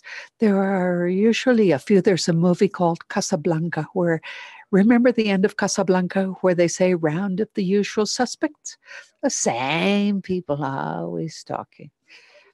So when we say we talk to the producers about their needs, well, it's exactly the same 3 or 4 that welcome us and give us a bite to eat when we go visit them. But that is the diversity we need to have a broader view. The critical reading of dynamics by an outsider, this can contribute. We have seen that the discussions put on the table on a very short time frame were very well seen by the players. Although I had no idea of what flower growing was all about, or the dairy goat process. I had no idea. I just love to eat the cheese, but that is all. But these are a whole series of activities. And it has this is a study that has a specific context, and we need to mainstream an outside chain. How can a group of actors to regularly have someone to come to talk to them and make them think about how they are advancing so that in turn they can continue to address the challenges that they still face and to measure progress, because they get very happy when they see they have advanced. So mainstream this external view through a mechanism from the official participants or players in the chain is very important. What profiles should all these people have? Should they have a more technical profile, or I don't know, more business focused? Perhaps there's more than one profile. Oh, and there was where to find these people. That is the last question here. To depend on external experts or foreign experts, that is very costly for countries perhaps that are very limited money-wise. So these are questions I pose. But I do believe this is a very useful approach. And this is based on some studies undertaken. Next lesson, please. Okay. Many of the innovations we have been discussing with the people are not necessarily official. These are not the people that say, this is high tech and all exciting and are fascinating for technicians. No, a lot of these are just minor little tweakings. And if they are invisible, or the lesson is that if they are useful to make things advance, the lesson would be to pay a bit more attention to this, not focus on things that are coming from abroad, supported by research. Perhaps look for a monitoring and evaluation system that would allow to detect them, characterize them, take advantage of them to make them available to others that perhaps are not aware of them, because they're precisely not very visible. In a different context, we have tried to get the innovators themselves to document their innovations so that they in turn can share them. There are many ways to hold innovation fairs and provide minimum training on documentation and videos and documentation guidelines and things like that. these people are very proud to think they are innovators. As far as they're concerned, they're not innovators. Oh, I'm just doing this for myself is their answer. But they're the first users of their own innovation. Sometimes these are family groups or neighbors or small groups of innovators that are using something. So how can we get that basically invisible innovation become something a much more useful at a much broader level? And the next lesson, okay, you were asking whether we measure things. Well, what we did was very qualitative, in fact. Narratives, trajectories, paths, stories, challenges. So, and in 3 days, we decided that we had no possibility to measure, and we could not even have a decent sample size to measure something. Because you know that measuring is not the problem. The problem is if what we measure really represents something.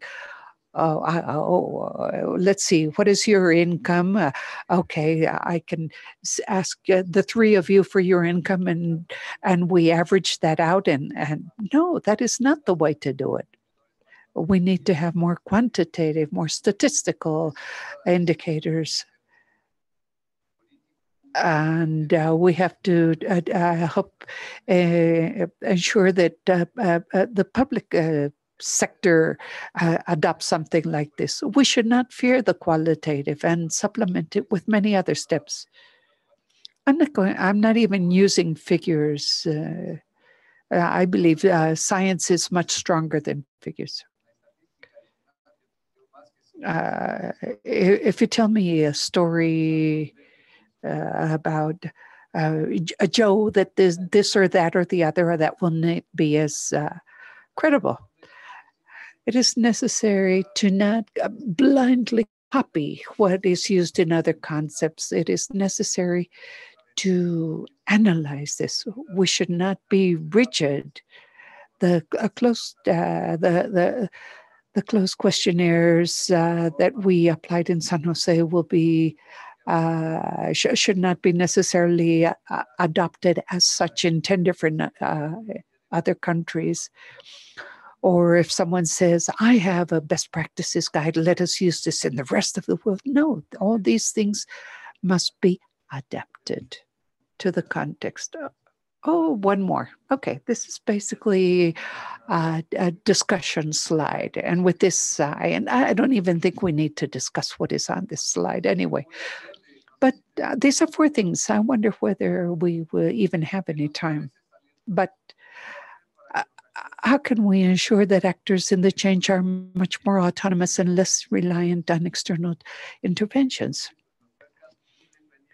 Very dependent. Yes, there are ways to work so that these actors become more autonomous. Are there ways? Maybe you're not even interested in talking about this. How to more efficiently articulate the efforts of the different actors. We've seen coordination, and we have seen how interaction is central to all of this. What partnerships to form and with what objectives, who to include, who could lead those, who could facilitate those, who would pay, because obviously coordination costs are not nil. Coordination is effort, is time, is meetings, is travel. And the third one is a balance between the different types of innovation. There are different types of innovation. In Paraguay, for example, we saw significant emphasis on technological innovation to produce in greenhouses, broodstock, and irrigation, and pest control. There's innovation on how to market.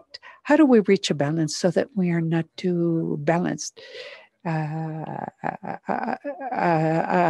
like to organize, so I will like to organize all the producers. Other people like the technology side. Okay, then we can work together.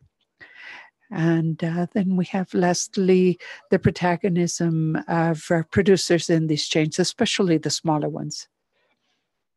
We cannot tell them this is the path we're going to take and you little ones have to follow us. No, They have their own voice. They have their own vision. They have a direction they want to take. They cannot just become followers of the bigger guys, or those that have more resources and more power. So these are basically the 4 ending questions. There could be many more if you want to. Now it is your turn. Now you get to participate. We like to do things backwards. Instead of you posing questions, we wanted to instead launch the questions in the other direction to lead you to think a bit, perhaps. While you inspire and think about and answers, I have a question by Audia Barnett, who is in Canada. She's from the Caribbean, and there are a couple of questions. Generally, in general terms, she said this was a very good session, that the role of leadership and the different actors involved in innovation systems were very well demonstrated through the examples. But some considerations could or not have an impact on the performance of the chains, and those were not mentioned. Perhaps, although you saw this in these studies, the role of culture and practices in the market pool. How can we call that in Spanish, the market pool? Oh, the market pool. And then she says she is not quite sure whether the complete innovation system was really mapped for any of the chains. These are some thoughts. Are there comments about those observations or remarks? Well, do we still have interpretation? Do we? Yes, we do. Yes, of course. Okay. Thank you for your questions. Yes, there is a bit more information, but not necessarily do we have thorough mapping or quantifying or knowing exactly who is related to who. Certainly, there are some culture factors that we have seen. Not necessarily have we integrated them or seen how they influence the innovation system, but that with sweet potatoes, we see there's a very strong culture, even what we were saying about consumption of sweet potato. Among the Jamaican diaspora outside Jamaica and ornamental plants. We have seen this also in Paraguay. There is a culture or a tradition of a certain domestic consumption of ornamental plants and the way they sell it with the small growers that go knocking on the neighborhood doors selling their products. All those practices are very visible. We have mentioned them just anecdotally, but have not characterized them in detail.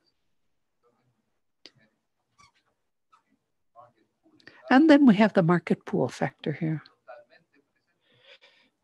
That is present here for flowers, as I was saying. There was a lady, I believe she has 300 square meters planted with ornamental plants, not much. And she says she goes to see the larger growers to see new trends. She buys a plant or two without saying she herself is a producer. And then she comes to she gets to see what is being consumed in the marketplace to see how she can better work. That is just the way so many people adapt and how they ensure that their product is wanted in the marketplace, or basically adapt themselves to what the people are looking for. So all of that is part of the study, as we said, but in very qualitative terms, sometimes through anecdotes only. Perhaps with a more fine-tuned study, or perhaps with students. I personally am a consumer of slave and labor through my students. Well, all of these cases could take basically months, but would give us a very good diagnosis, a much better understanding of how these systems are operating. Thank you. Just one more comment from what we have shared here.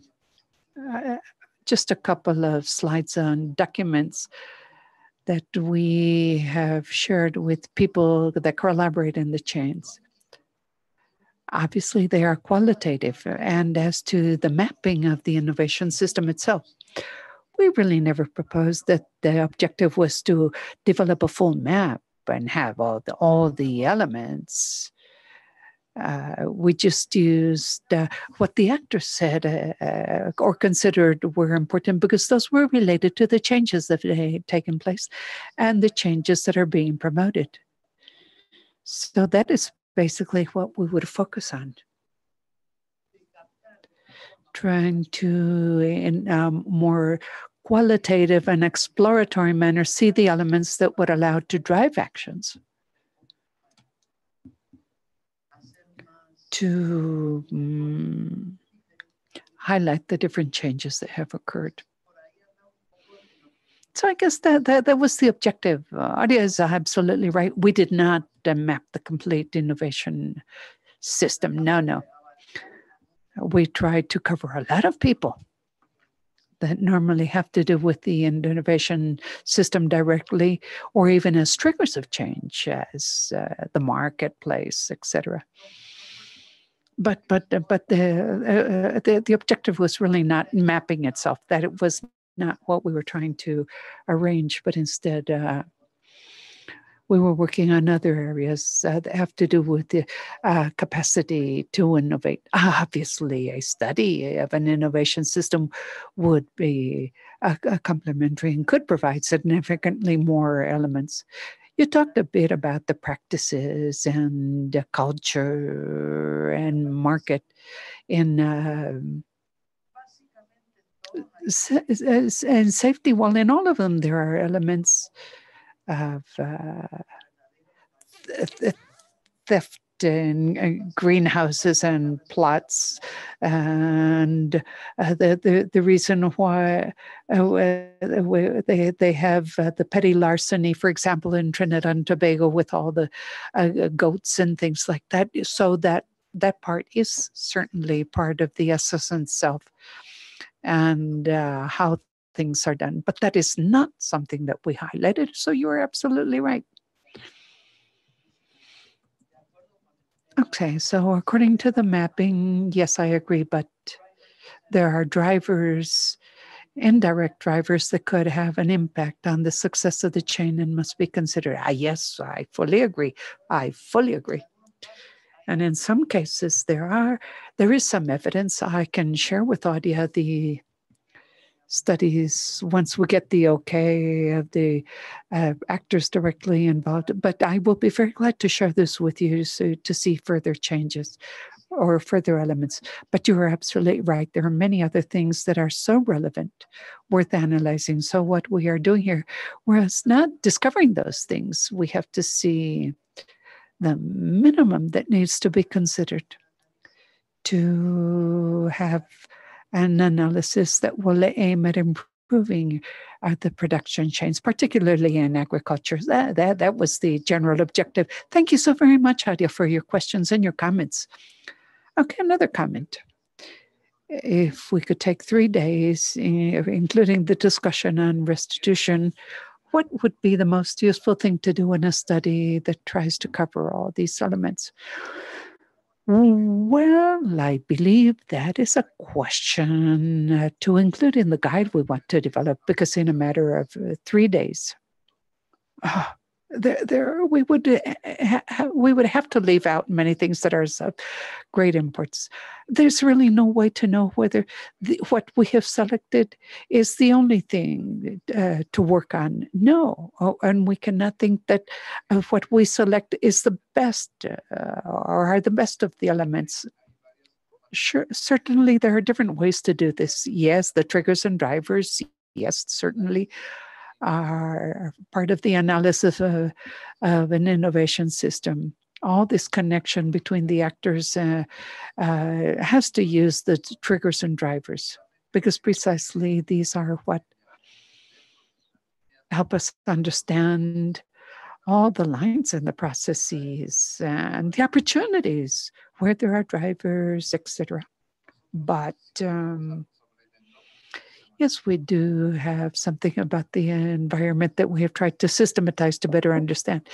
But in a matter of 3 days, we cannot say where. But possibly it will depend on the context in each chain and where an external view is more important, what points to focus on better in a matter of 3 days. And the other point is to wonder whether 3 days is enough. Perhaps it could be 5 days or 10 days is minimum. Who knows? When Jebus developed his participatory role appraisal methodology, the idea was to have essential points to guide the actions. And I believe the dimensions are more 1 or 2 weeks instead of 1 or 2 days. So perhaps 3 days, well, we did it in the study because of the resources available. Perhaps it is not very advisable to develop or base a diagnosis on a 3-day observation. We have to be very cautious in proposing that 3 days is enough. You are absolutely right. The idea here was to present what we were able to do in 3 days, perhaps to motivate people to consider innovation as part of a general analysis. I mean, this will not require a whole year either to draw conclusions and propose changes. I have another question from Diana Escobedo from CATIE. Aside from thanking her, she said it's always a big challenge. We want to strengthen a chain, particularly if we are talking about innovation. How can we determine platforms where all actors can sit down and reach agreements to not replicate actions and not to confuse others? What have you thought about this challenge? Good job. Oh, that is very closely related to question number 2 here. How to go about all of this? Well, the answer is tough. No, there is no recipe. For me, right now we are working with 2 students on a project in Zimbabwe, trying to establish what we have called innovation platforms locally. The next phase, well, we tried to establish innovation platforms, inviting the regional authorities to participate. Elite capture.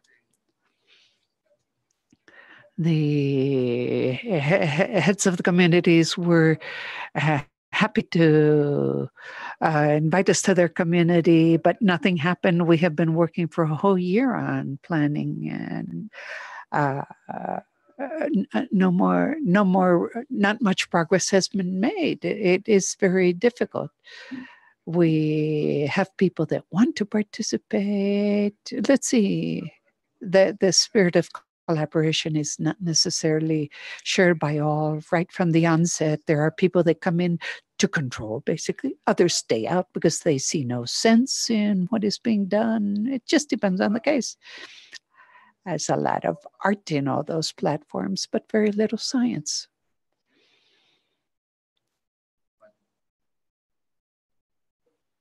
Sorry, no microphone. Do we have another microphone? You mean we only have one? Well, yes, of course. A network mapping, yes, we do. But I guess the question is how to ensure that it works better, that the innovation platform works better.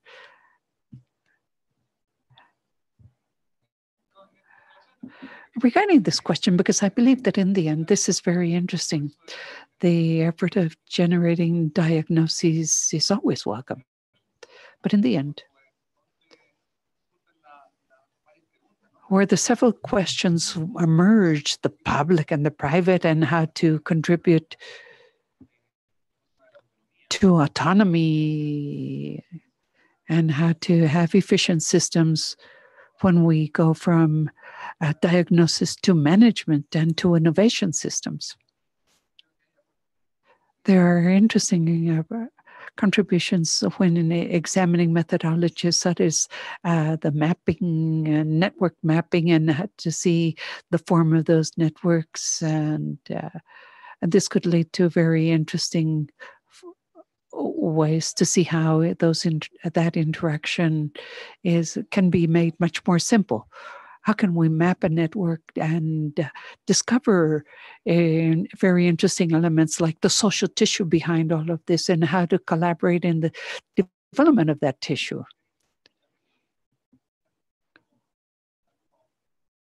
There are some paths that, at least in my experience, would be worth exploring.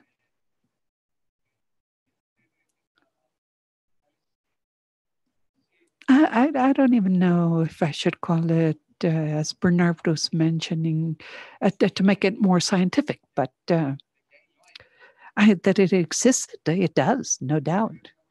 We have to see the cost efficiency of doing so also. How could we implement tools like that today? Because I have the impression that some years ago they were much more costly, and today should be much more reasonable.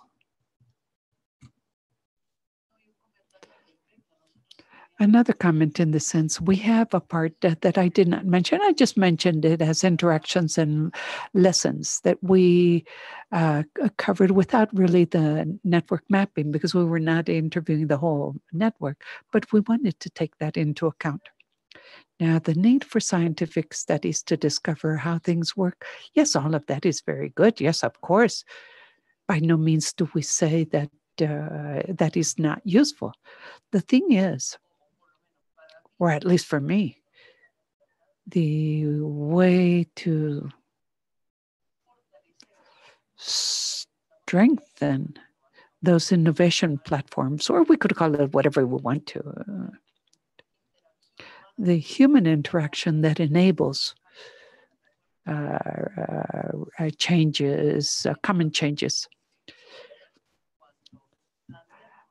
Unknowingly, when we set out to study it, that was because we were outside and we wanted to go from the outside to the inside to promote it. So with that, we are undervaluing perhaps the capacity that already exists. So what Bernard was saying, that, well, each case is very different, is absolutely right. There are many leadership courses and many things that could be very useful, but in each specific case, the dynamics of the actors involved is that can give us a key to know in what direction, if external support is needed to strengthen that. No, I'm thinking of this. One thing that comes to mind, and that is very well documented in literature, not only scientific literature, but also among the practitioners of this, because not necessarily do scientists have the best experience of doing things. Yes, to study and to map the networks, yes. When many scientists can develop a beautiful little drawing, there are all kinds of software and freeware available to do that. But the mapping itself is not a platform, a functional platform. Mapping says, yes, there are actors that are interacting, et cetera, et cetera. Some are more isolated, and sets a series of guidelines to design. But to turn this into reality, well, we have political realities. We have the trust, the willingness, the goodwill. You're honest. You're not going to manipulate. And many of those things are finite. It would depend on having a champion, a person willing to sacrifice his or her own interest to ensure others can advance. There are tools that can facilitate dialogue. That people that would be on the verge of, what can we say, on the verge of clashing, can really reach an agreement. because oftentimes we see that both parts have a certain rationale, good reason for what they're saying. So there are all kinds of experience in that sense. Facilitation, as far as I am concerned, is the strongest factor to bring together a platform and help it overcome those initial challenges that could exist, because many things fail on the platforms. We very well know that. People say, oh, develop multi-stakeholder platforms, otherwise there will not be a solution. Many platforms fail, or they do not fail at the beginning because there's money from the outside and our money to organize meetings. But after the 5 meetings, no more money, so nobody wants to get together again. That is why I say, I don't even know what to call it. Aside from an art, I don't even know what to call it. But supposedly I'm a scientist. Science is not enough to have a functional platform. It is the actors that make the platform work, that want the platform to exist, that see a use in the platform, and that see that they are better with than without coordination. And that is not obvious either. Because many just want to do it their own way. So there are many reactions to this. Yes, thank you for your efforts. My comment has to do with the fact that this type of exercises, the type of exercises that we should do in cooperation, it's nothing new. Cooperation is based on the fact that stakeholders should be the ones developing the solutions to their own problems. We can come up with some important, valuable exercises, lessons learned, and some suggestions, but in the long run, we cannot give them a recipe for innovation to producers or institutions and everything. That wouldn't be functional. So these type of exercises will then help us aim our efforts. And so coming from the outside, and you can say, yes, I'm coming from the outside, but I need to know from within how this might actually work and how we can help you do it. So that would be just my comment. And I would like to congratulate you for this type of exercise, because in 3 days, that's definitely something challenging. But anyways, it's quite useful for what we want to do and how we want to help stakeholders. Thank you.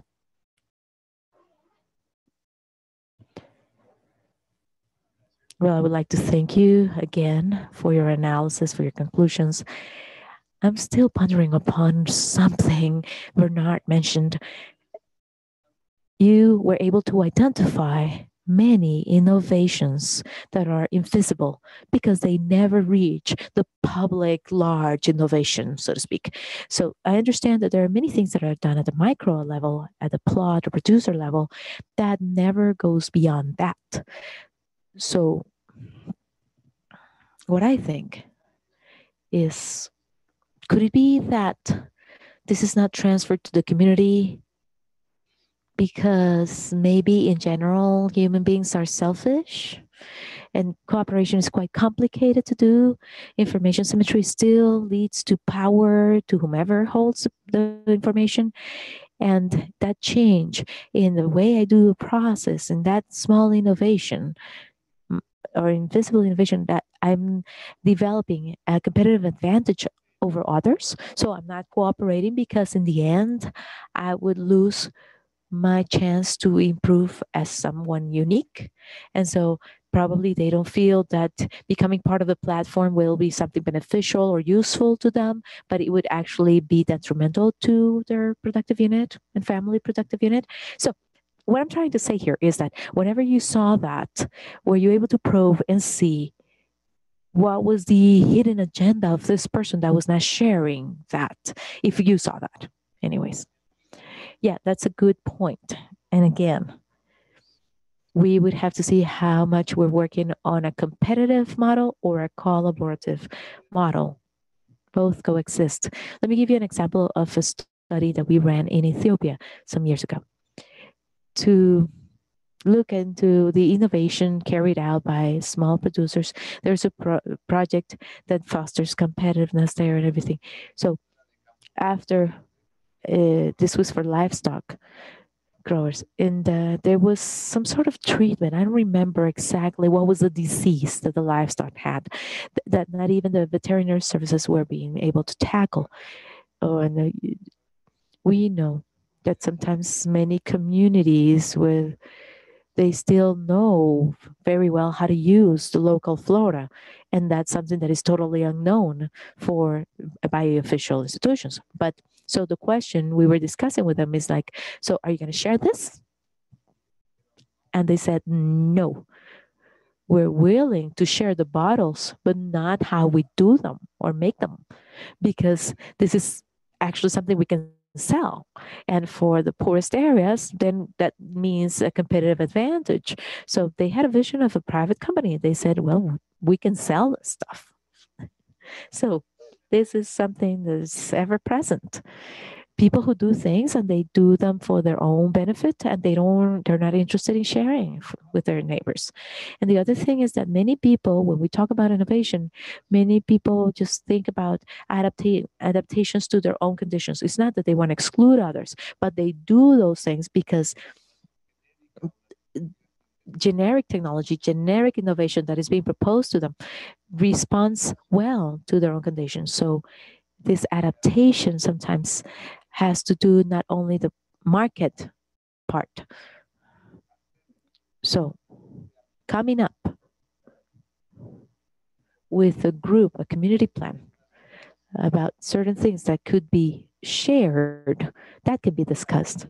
You can actually reach an agreement of why is it important to share. You know, there's certain things that are not related to the market, but to the conservation of natural resources or water that is sometimes quite scarce in some contexts, of forests that are disappearing.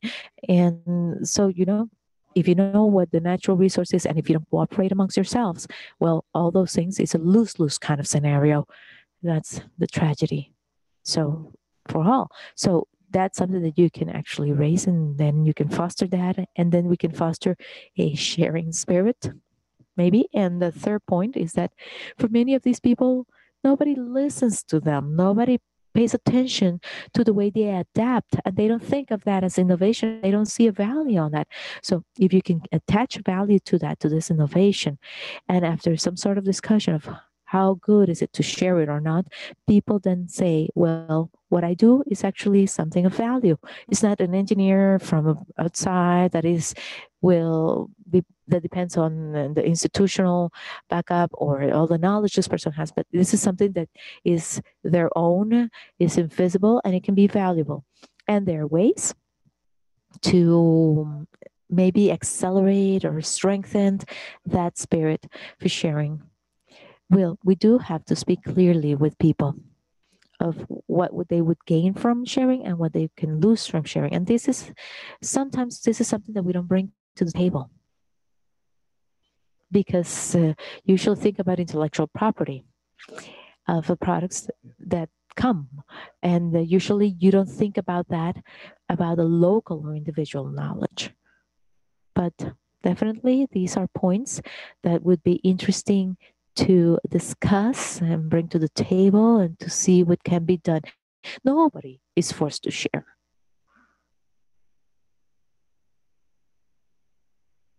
Well, that's an interesting point. Among the things we asked was that if a new problem arises different from what you normally face, who do you ask or look for help? And oftentimes the answer was, well, to my neighbor, because he has more experience on that. And then you would talk to the other neighbor, and they didn't feel, or there was not that feeling that they were handling the information as a businessman. So these were things that we tried to incorporate within our dialogue in our interviews. And there may be something we haven't highlighted enough. And the idea is to strengthen their capacity to innovate, not a particular innovation. It doesn't matter where it's coming from or the practice and so on. or to spread it so that more people can use it. Well, no. Well, we know that there will not always be an international public or private entity present to solve a new problem, be it agricultural, environmental, economic, or whatever its nature may be. The capability or the capacity to know enough of what is being done or and how to do it, to be able to change it if needed be, or maybe to try and change certain things. Well, I think that's the core, the essence of what we want to talk about when we talk about capacity to innovate. It's not the capacity to be able to use something and gain from it or do things in one way or another. No, the capacity to invent their own pathway or adapt whatever they learn elsewhere along the way to be able to face any sort of challenge that they may face in the future or seize an opportunity that might raise in the future. And that in terms of at the organizational level and the farmers level and all. This is lots of fun. What we need to do is that it's almost noon. It's 11:55 a.m. here. We were supposed to be here until noon, so we cannot just continue for much longer. So what we're going to do is that my email will still be open to get your questions and comments, and so that we can continue with this process of developing or having more inputs, because we cannot think about collective construction of this part of the technical note that we can have, that we would like to get at the end of all of this as an outcome that might actually help as a foundation to build upon later on. But there was one last closing presentation, but I think that if anybody has any final comment, additional comment, I think that would be more useful than the closing presentation, because that closing presentation didn't have any additional information. Yes, Marvin.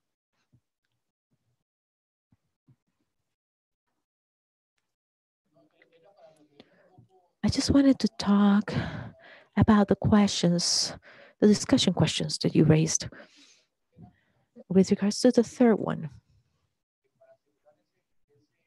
I think that to strike that balance, we should always try to come up with interdisciplinary teams, because usually the specialists tries to focus on the link of his or her expertise and kind of neglects the others. So when we look at a chain, we should always think that the chain goes from input to consumption, right?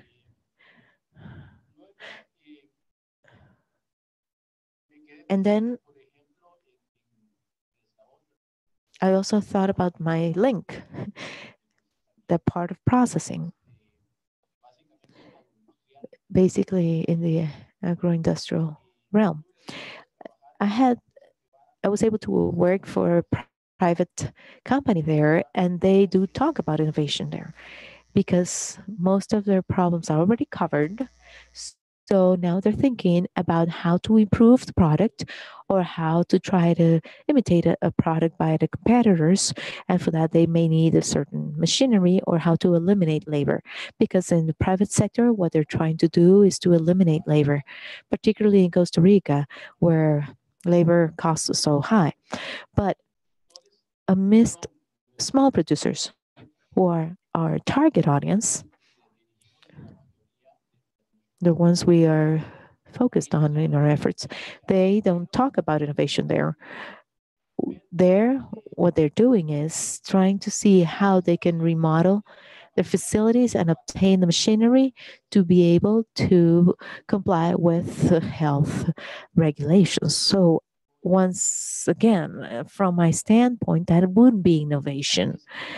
That's pretty much just trying to comply with the requirement to be able to comply with the regulations, or to be able to get the product that right now consumers are being requesting. So, or are requesting. So here we would have to work on those innovation processes. Trying to develop innovation in those chains where it's normally not done because resources are never enough.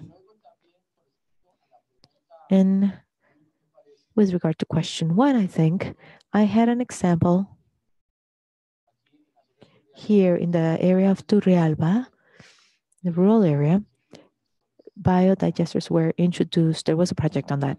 So that is something that is coming from institutions, not necessarily from producers, because they're concerned about pollution in the soil and so on and so forth. So they installed some biodigesters in some of the dairy production sites, and most of them are now abandoned. They're not being used because the institution that installed them did not give any follow-up to them. They did not provide the necessary technical assistance for it to continue running. And then producer looks at the cost benefit between supporting the biodigester and keep it running and the benefits they get, because the General Electric needs is not as much. So the electric bill doesn't go up high, so they just leave it there, because maintaining, supporting the biodigester is complicated. It's not as simple as that.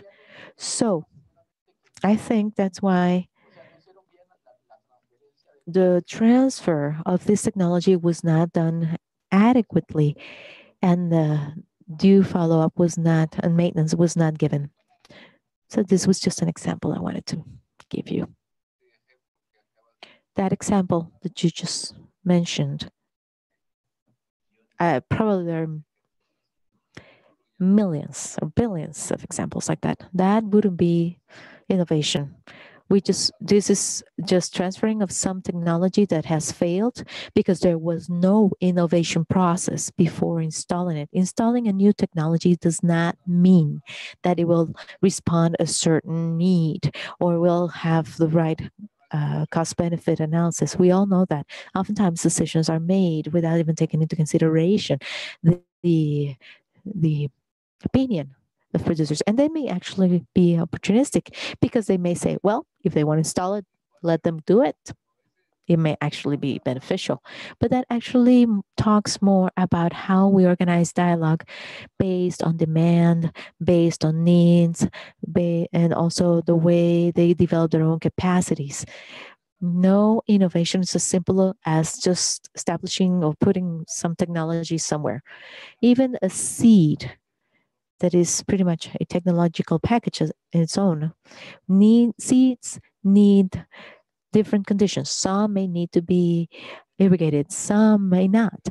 They do need a favorable environment for them to give their full potential. So this is a very good example of how we need to use an innovation systems framework to see what happened and to see whether this program needs to carry on and maybe try to fix it, to try to deal with the lack of thinking that existed when the program was conceived.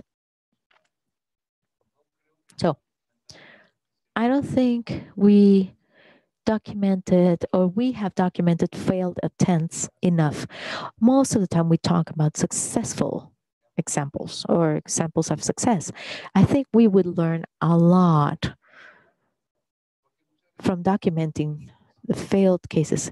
It's not like because people are dumb. No, people are not that dumb. Same thing, something just didn't work. And I saw a project in Kenya close to the other one I mentioned before for charcoal, where apparently on paper they did everything well. But when you read it, you would think that they took into consideration what the locals thought and all those things. But apparently Sometimes people we should learn from those cases where we're trying to do good and things didn't work out, because then we can learn from those mistakes too. As ICA, as a city, as an organization whose mandate is to support. Because I don't think that we want to fail, of course. It would make sense. You wouldn't be working here and you probably didn't accept your job by saying, hey, we're going to fail. I just want my salary paid every month. No, right? If you're interested, that is something that I'm trying to work on. We want to document many of those failures. If you have any ideas of places where we can work, let me know. Let us know, because Viviana is also participating on this, and other colleagues from PF will be working on this. So let us know. We're interested.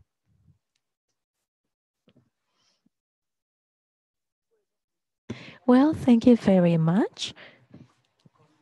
I think that now all we have to do is to thank all of you who are here and who also logged on online. As always, we still have open channels to continue discussing all these subjects. There are many, many experiences that all of you probably have, those present here and those outside this room as well, that might actually enrich and focus our efforts even better, and maybe even clarify the message that we want to convey from all of these efforts. So thank you all and have a great afternoon. Oh, and thank you to the interpreters. Thank you, Nadia. Thank you, Gina. And thank you all the people who also helped us with the broadcasting and TICS. Thank you, or ITS. Thank you.